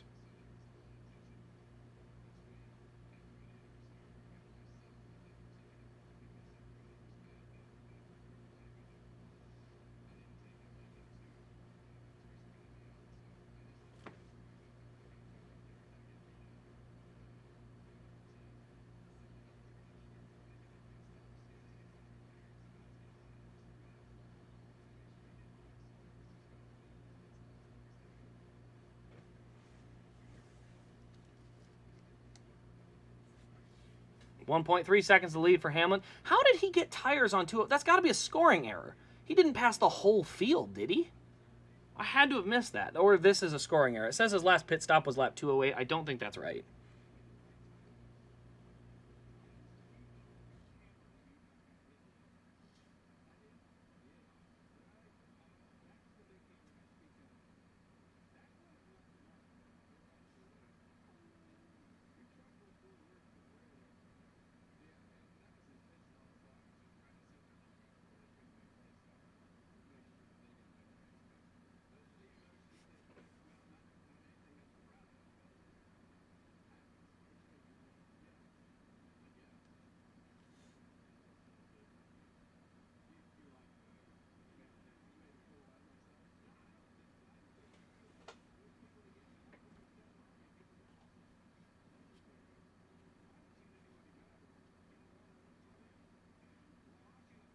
Ooh, we got a big block. Oh, well, it's not really a block. Bubba's looking to the inside of the 42.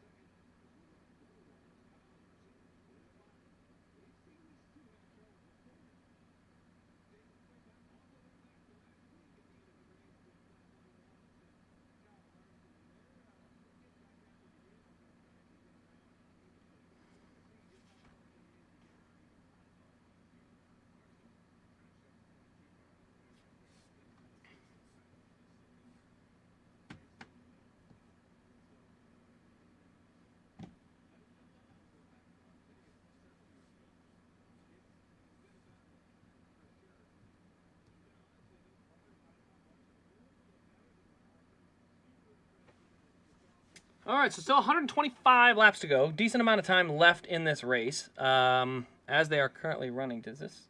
Oh, I should go live chat. I don't know what the heck's going on there. There we go. Live chat. I don't know what was going on there. It wasn't showing the right types of chats.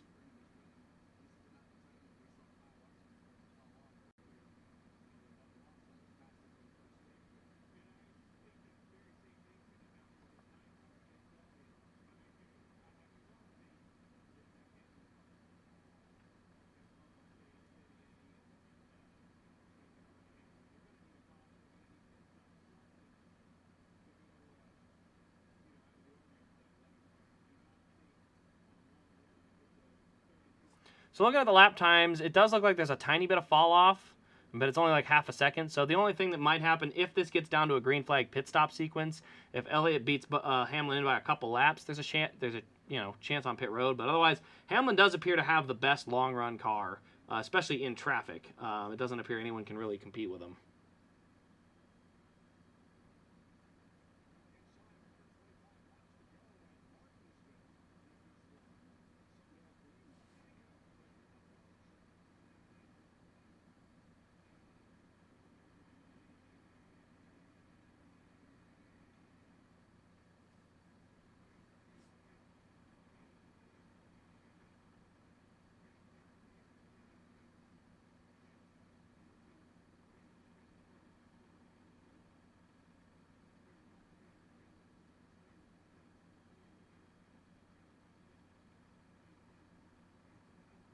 There we go.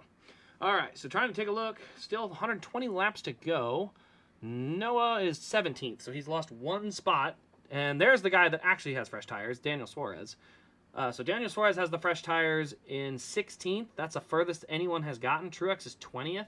So, yeah, tires mean nothing. The only thing would be is if there's a caution, he might try to do a 2-tire, but we're talking 70 laps now on your left side tires. I don't know if you want to do that.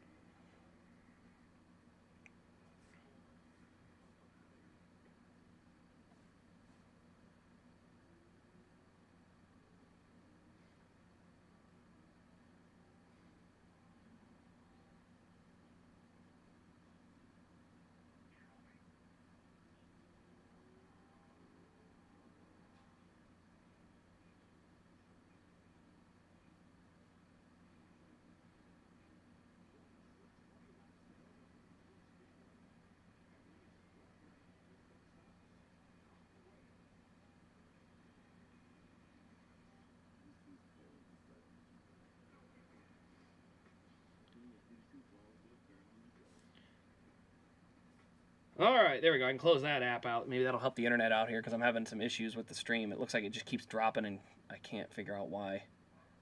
Why is it doing this? It looks like it's back. I'm going to try again. Hit the wave, see if anything shows up. On the monitor, it still shows it's frozen. This ain't great.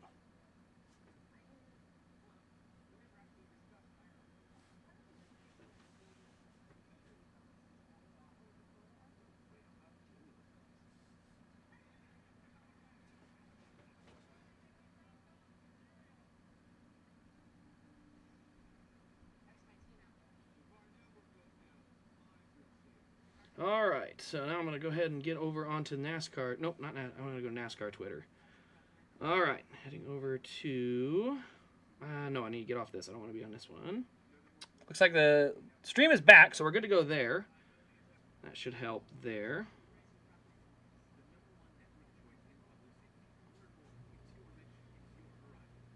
Iowa KKK fans are... Oh, screw off. I don't need to hear that shit. That drives me nuts. Really? I want to go to the NASCAR stream. Where's Bob? Bob Pockrass. No! There we go. All right, Bob Pockrass. I got it.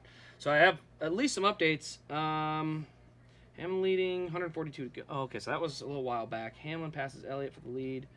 I believe both are on the same strategy for pits. They will have to pit one more time, and they are on the same tire strategy. So that mark on the scoring card is wrong.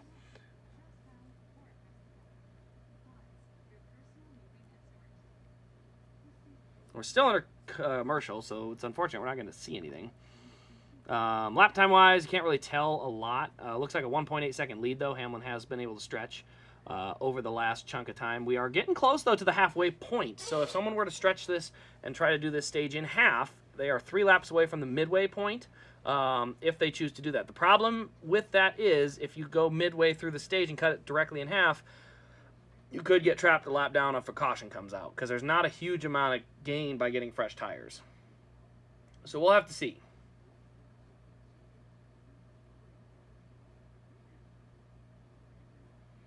$112 to go. Still a long way to go.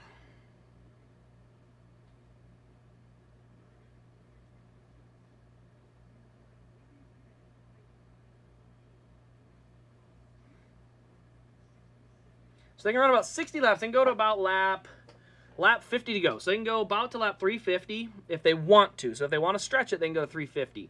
So the thing is, there's good reasons to do both. Because if you can stretch to 50 to go and a caution comes out, you're going to gain a lot of spots.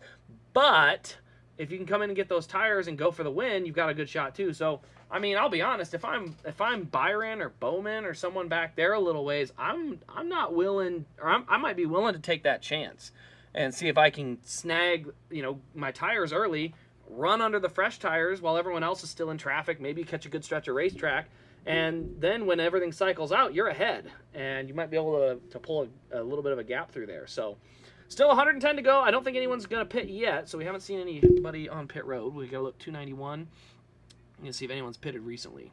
So no, nobody is pitting early. I don't think there's enough tire advantage to value out that risk. I definitely don't think you want to do that if you're Chase or Bubba or Larson. But again, if you're Bowman, if you're Logano, if you're, heck, even, not Todd, you don't want to throw a good one away. But if you're a guy willing to gamble that's got a win already, I would go for it. I mean, someone like Byron could do that too.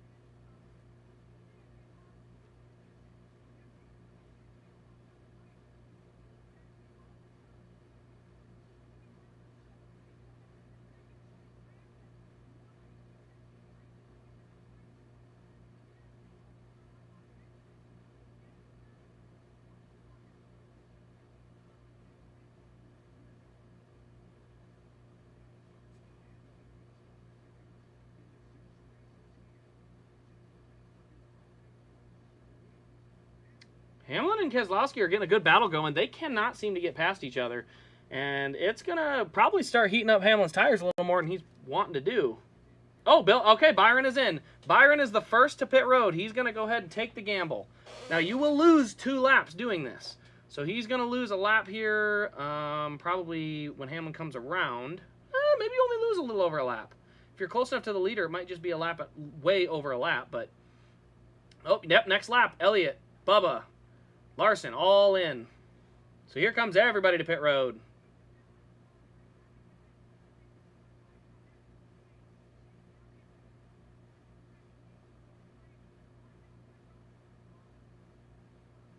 All right, pit stops are underway. Hamlin coming this time, so he's not going to get jumped. He's going to do his best to not get jumped on strategy. Come on, 9 team. Get a good stop in here.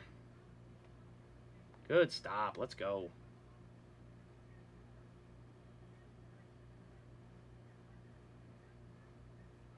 All right, Hamlin is on pit road, so Logano has now inherited the lead.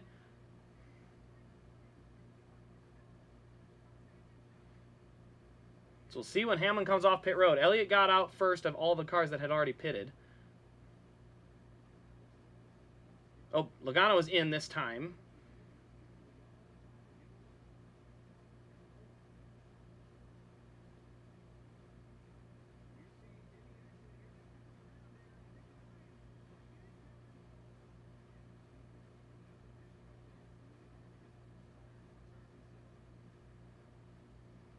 Nine car back to the lead.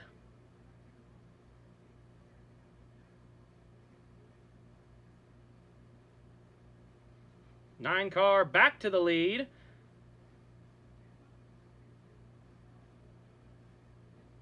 So meanwhile, Chase Briscoe is the current leader. All these guys are a lap down, actually, at the moment. Meanwhile, we got some poking and gouging between Byron and Larson going on back there. That is going to be for third. The current guys on the stay-out strategy are going to be Briscoe, Cindric, Suarez, and Gregson, Truex, Gibbs, Gralla, Keselowski, McDowell, and Hemrick. So those guys currently run 11th on back of the guys who have pitted.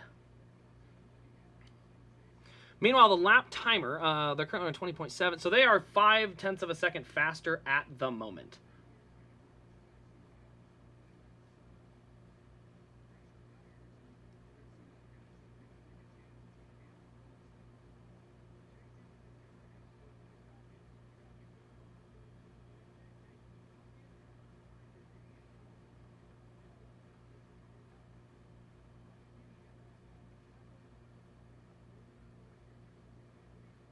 Byron coming to the inside of Hamlin, just like that. We've got a battle for second.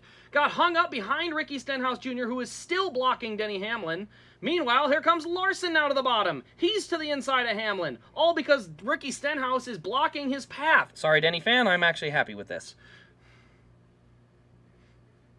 So Larson probably going to get by down the backstretch unless the 11 just ships the 47 here in the next corner. But I think that's what he's going to have to do because the 47 is holding him up big time. Larson going to pull through the corner, and that's going to move Hamlin all the way back to 4th. Hendrick, 1, 2, 3, 4 before pit stops. So we still have pit stops. Don't get me wrong. The current leader is Chase Briscoe. So at the moment, the caution comes out. Chase Briscoe would be the leader. Then Austin Cindric, Daniel Suarez, all those guys. But as I speak, these guys are all closing in on the leaders. And that's the thing. They need to go up and try to pass the leader or pass the 14 to get back on the lead lap.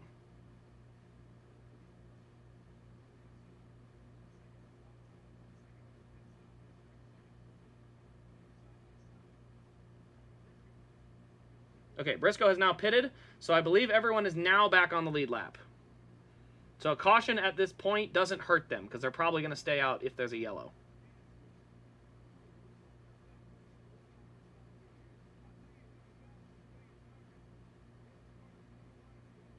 Looks like 24 may have some speed on the 9.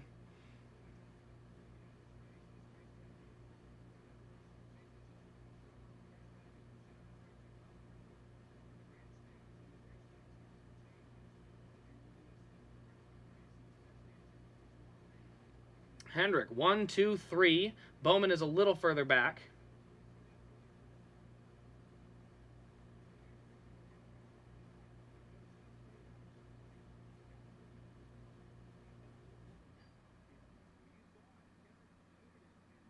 Oh, Zane Smith just all but junked the 9.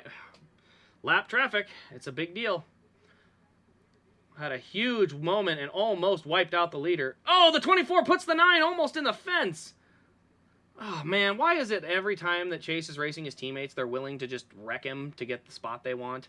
Why? Why? He never races his teammates that way. Why is it his teammates always race him like that? Seriously. Give me a reason. He's never wrecked a teammate. I gotta go look back, but I don't think he's ever wrecked a teammate. And he's constantly gets run over by them. 24 just decided he was going to clear himself off the corner and force the 9 to lift. Like, I don't know why he would stay at Hendrick after all that kind of crap. Everyone runs over him, and there's clearly no level of respect amongst teammates there.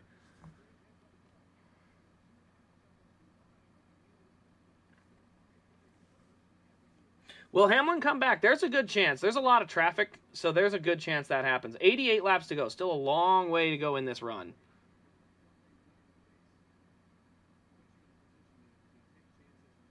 Rudy Fiegel's got good pit strategy, too. He just knows when to come to pit road like that.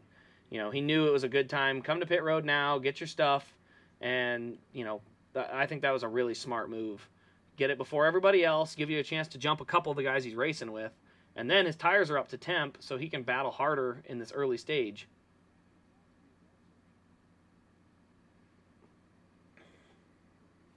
So 86 laps to go. Suarez is the current leader. They can go a long way, by the way. This is not like Suarez needs to pit soon. They can go all the way to like 50 to go. Or maybe he can't. I know Truex probably can.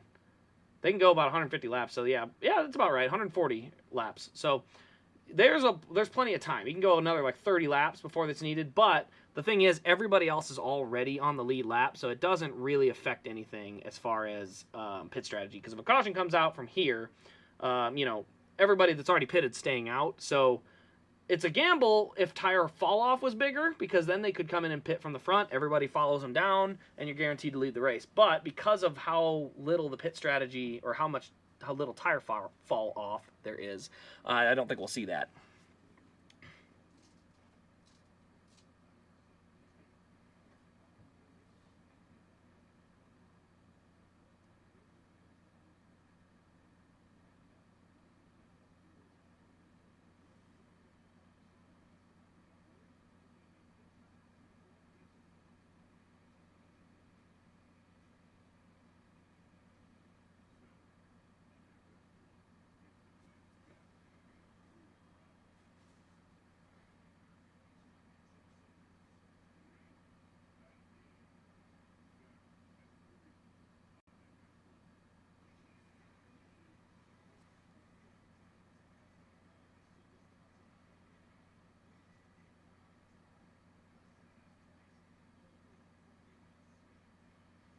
All right, 81 to go. Side-by-side commercial at the moment. Trying to look here at some lap times. Byron has opened up about a second and a third lead. We'll see how long. He's got only 1 lap fresher tires. That 1 lap must have been huge. The on off pit road and everything. So really good for Byron. I mean, he was able to go from 7th to 1st. Meanwhile, Hamlin still stalking Kyle Larson, so they're all still kind of bunched up there. Meanwhile, the traffic jam in front of William Byron's about to get really, really big. Because we've got, I mean, Chastain, Burton, let's see if I can count them here. We got Suarez, Chastain, let's see, who is that? Barry, I can't even see. Can you stop with these crappy onboards? You can't see what's happening. I think that's Busher. So we got Barry, Busher. There's another one back there. I think it's Truex. So we've got a lot of cars all clumped together right now around the leader. And that's going to be big because it's going to be tough for them guys to get around. Oh, Josh Berry right through the middle. Look at that. What a move.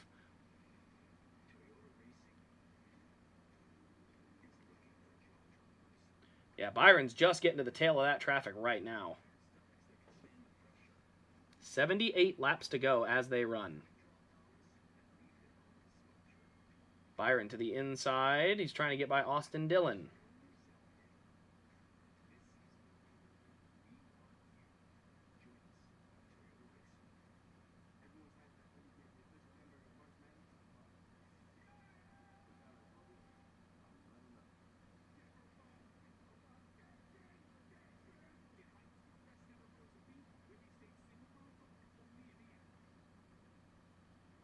Oh, that's huge. Elliott got by a handful, like a wad of 5 cars there, real easy.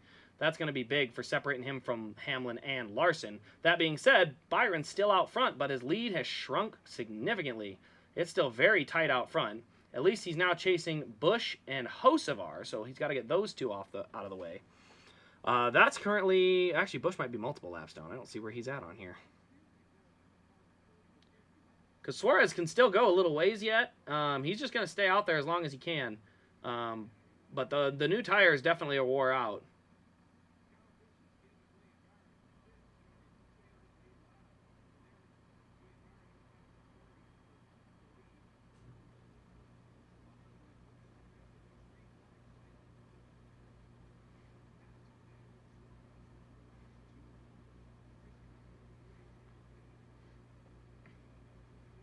Bowman's up to 8th. With 2 cars that have to pit, that would be the equivalent of 6th. So as they run right now, Byron actually did get by Suarez. So it's Byron, Elliott, Suarez will have to pit, Larson, Hamlin, Truex will have to pit, Wallace, Bowman is your top 6. Chase has hung in there. The Hendrick batch is looking like they're probably going to snag this win if this stays green. Now's a good time for the roadblock to come into play. Yeah, it'd be nice. He gained 5 spots through that pit cycle. Man, look at him go.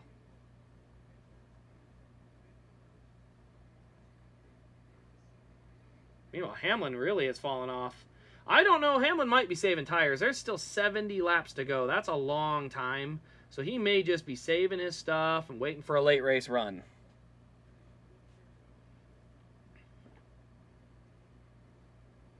Meanwhile, we're going to give a quick shout out to a couple guys who tried a little bit of that pit strategy.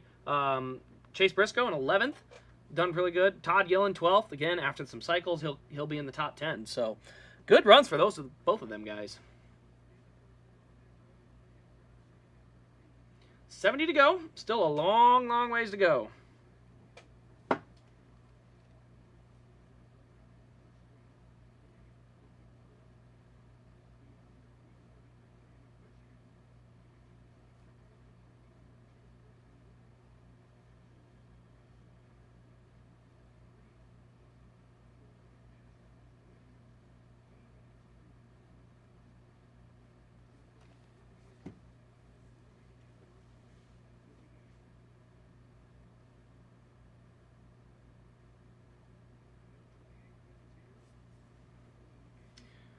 So still 69 laps to go. 300 cars out front. Then the first car that has yet to pit is Daniel Suarez. He is running 5th. Lost power steering. Who lost power steering? Star. Okay. Yeah, if you're out of power steering, I think it's time to go. It's time to go ahead and bring it in. Again, it's a new funded team. They're running far enough back in the field. Probably a good idea. Go ahead and just make that move. Yeah, no, 70 laps ain't long. It's still a half hour. We still got a good chunk of time left. Technically, it's 25 minutes, but it's close enough.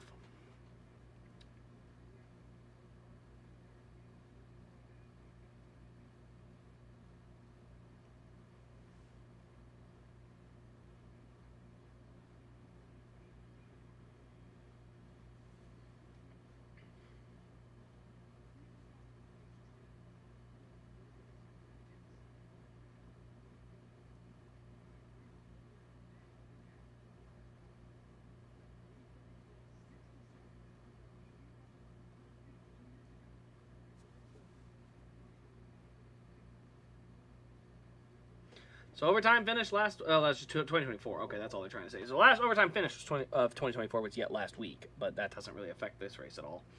Alrighty. 65 laps to go as they run. 7/10 of a second lead for William Byron at the moment.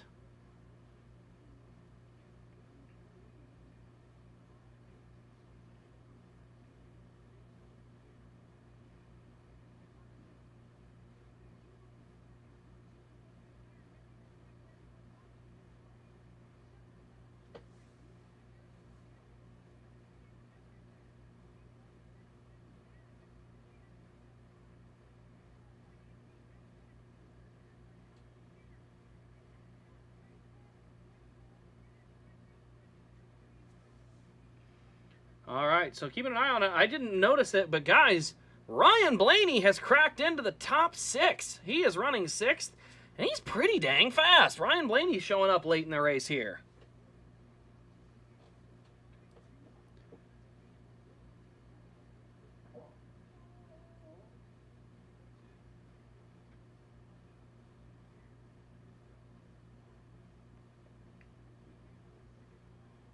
That was a terrible angle, Fox. They're trying to show the contact to Briscoe to Gibbs, but it was terrible because the angle was awful. Couldn't really see anything.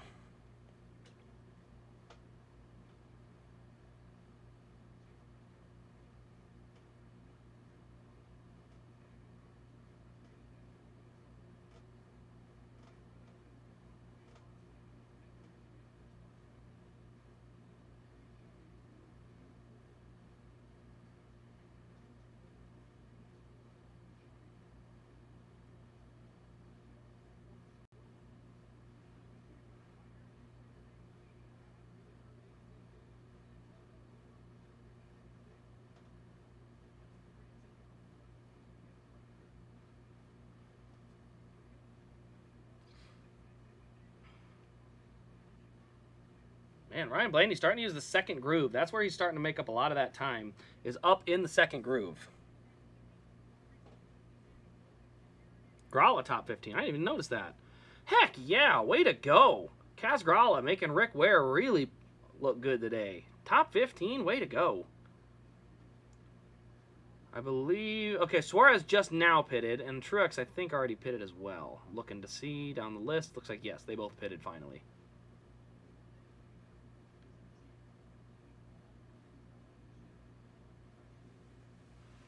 Interesting. So Cindric's running 21-1.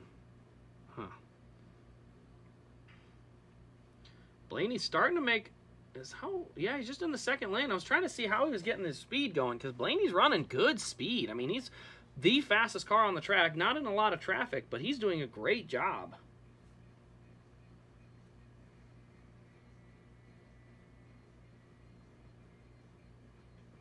As you mentioned him in the top 15, he fell to 16th.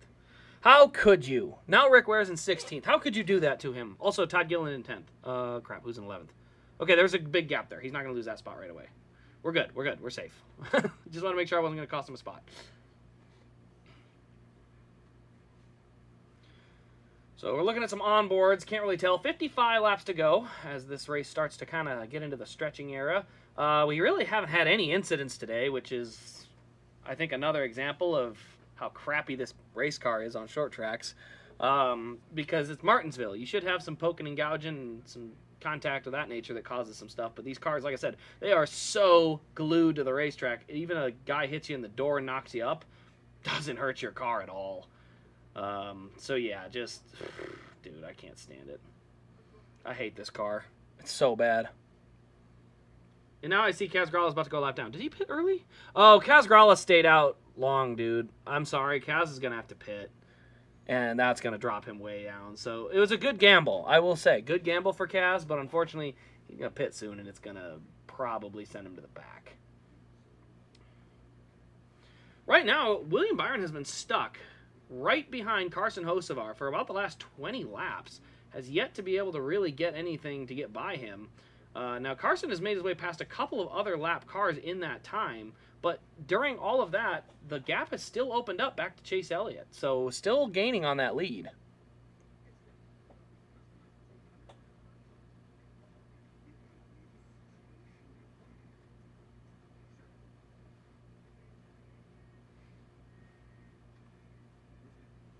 You keep an eye. Where's Denny Hamlin at?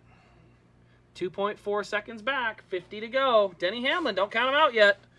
He may have just sat back there saving his tires. Just keep his tires in good shape. Don't heat them up too much. All right, looks like Byron finally got to the inside. He's going to wash high. And he's going to clear himself. Oh, man. Got to be careful with that.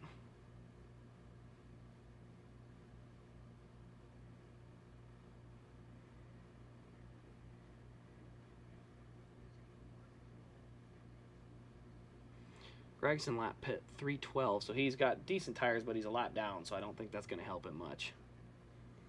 Kaz Gralla still in there? Or did he finally pit? I think Kaz Gralla may have finally pitted.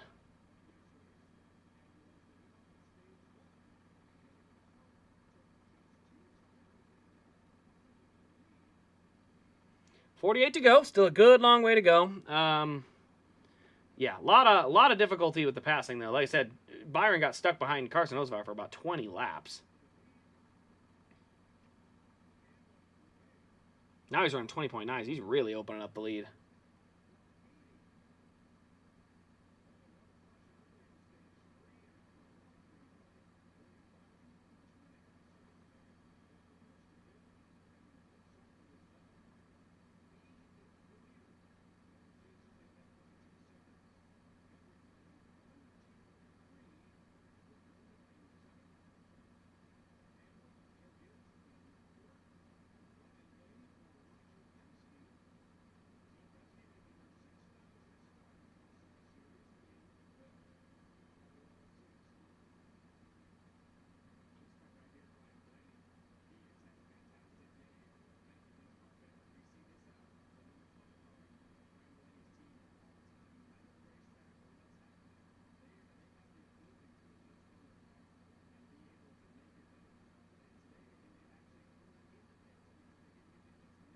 .44 to go. 2.5 the lead. So, yeah, Byron's opened it up. Even if Hamlin's saving tire, he might be running out of time.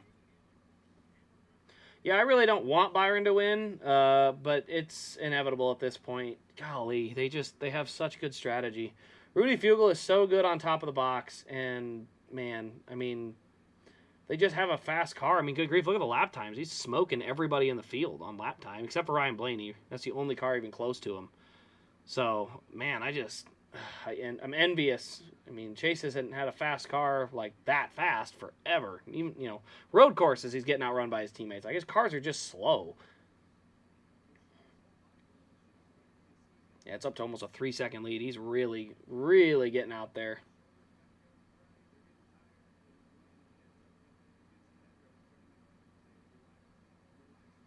So everybody looks like they've made their stops. I don't see anybody that would have to stop anymore. So we should be good for the next 40 laps as far as the fuel strategy goes. Yeah, Denny's car, I thought he was going to save some stuff, but it doesn't look like he's closing on Larson much.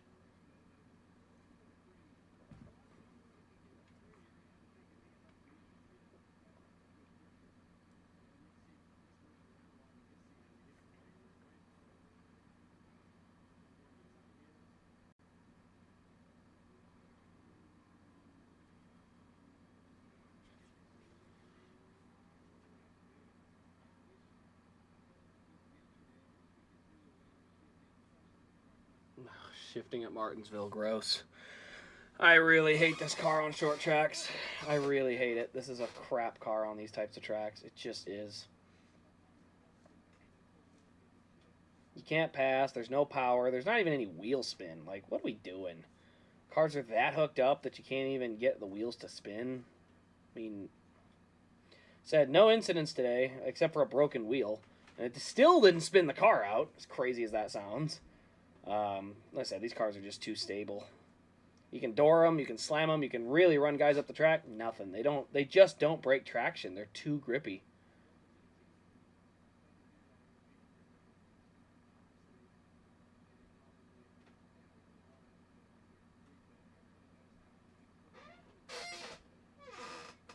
Yeah, this car is going to pretty much kill the short track racing in this series, I think. Bristol, they got lucky and had a crazy good tire, but Goodyear came out and basically said, we'll never do that again. It's like, well, that's unfortunate because we probably needed it.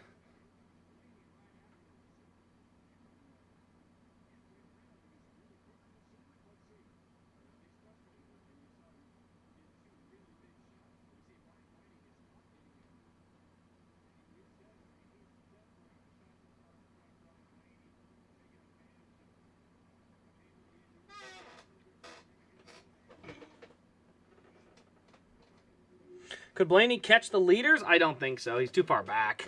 5 seconds, and he only has 30 laps to do it. That's just too far. I mean, traffic can do anything, There's always that element of it, but, yeah, I don't know. Oh, Hamlin runs Blaney up, doesn't give him a lane on exit. He'll have to hit the brakes and...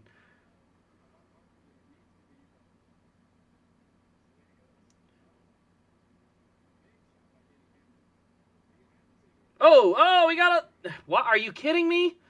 Josh Berry hit the curb, slammed the 47, and all he did was wiggle. That should have been a spin 7 ways from Sunday. Are you serious? That was so much contact, and it was just a little, like a little wiggle, and he was off and going again. You gotta be kidding me. These cars are way too glued to the ground. That drives me nuts, dude. There's just no reason that the cars should be that stuck to the ground.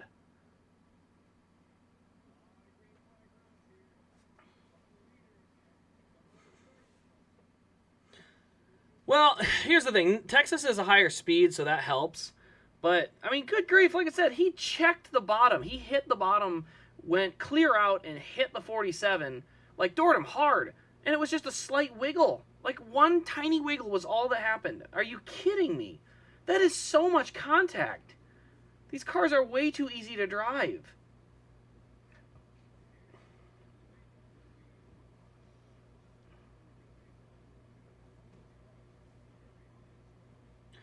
I mean, caution. We don't want cautions, but I mean, good grief. If the cars are that stable that they're not even on edge, what's the fun? Like, I want to see guys controlling cars that are out of control. And I mean, good grief to have that. I mean, like this, that was a lot of contact. That wasn't like a slight bump and run. It's a guy hits the bottom, misses it, jolts straight out, drills the guy in the rear tires, and just and he wiggles and goes away. Are you kidding me? That much contact and nothing. Like, that's wild to me. I mean, it kind of hurts the short track. Like, Bristol's the same way. The bumping and rubbing used to be kind of fun because it meant they were on edge. They were really close to wrecking. Bumping doesn't even hurt these cars. Bump all day. Ram them. It doesn't do anything.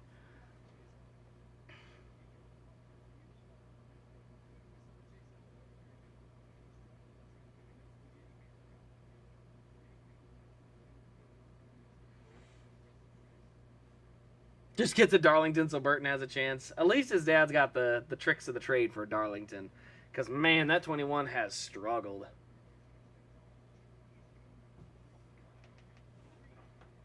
Another 2:30 start next week at Texas. Ugh, not ideal. It'll be what it'll be, though.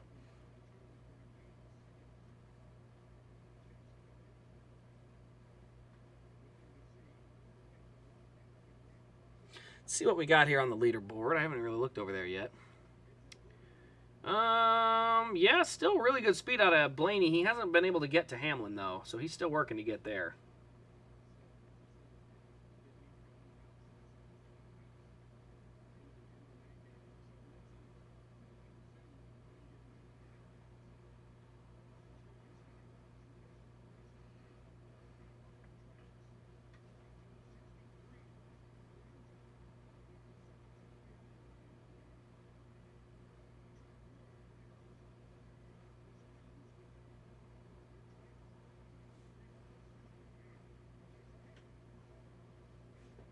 All right, so as they run, 24 laps to go.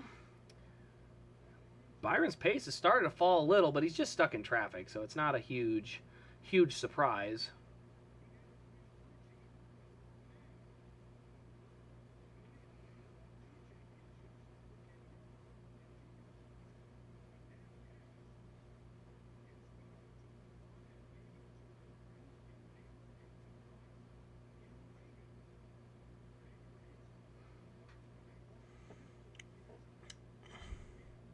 Burton isn't all to blame, for sure. Outside of Blaney and Matty D, when have they been relevant since Bain won the 500? For sure, there's an element of that. But we do got to remember, when Bain won the 500, they weren't affiliated with Penske yet. Once they got affiliated with Penske in 2017, Paul Menard didn't run... He didn't run this bad. Paul Menard wasn't that bad. And DiBenedetto still made the playoffs, so... You know, it'd be one thing if he was running 19th, but he's running 30th. I mean, we're talking way back there. You know, that's the part I think that's the biggest, I guess, reason people have that question is because it's like, holy smokes, he's way back there. And that's the biggest thing. I mean, the driver is not all of it, but the driver is a big enough piece of it, especially with these cars being very similar, that there's definitely some questions.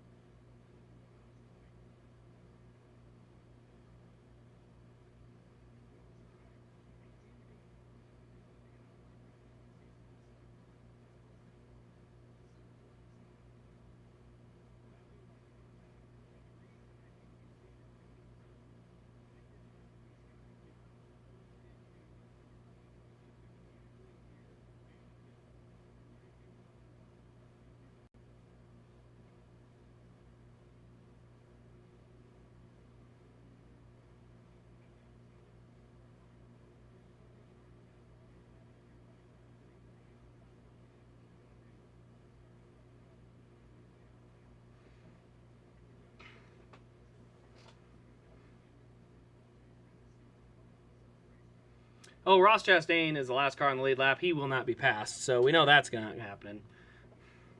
Let's see here.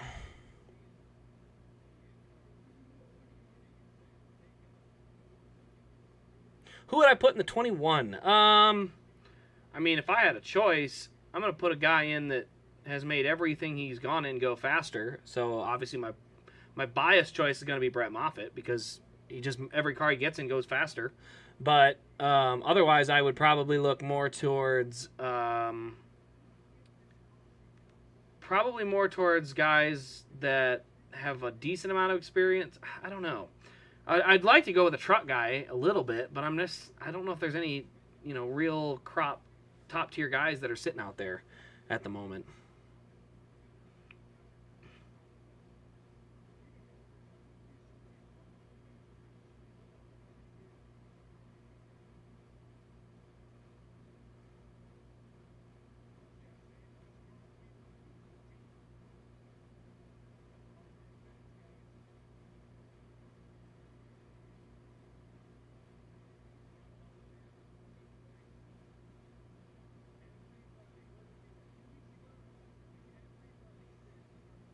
Mayer in the 21, that wouldn't be a bad option. He's got a decent amount of road race success that could help out a little.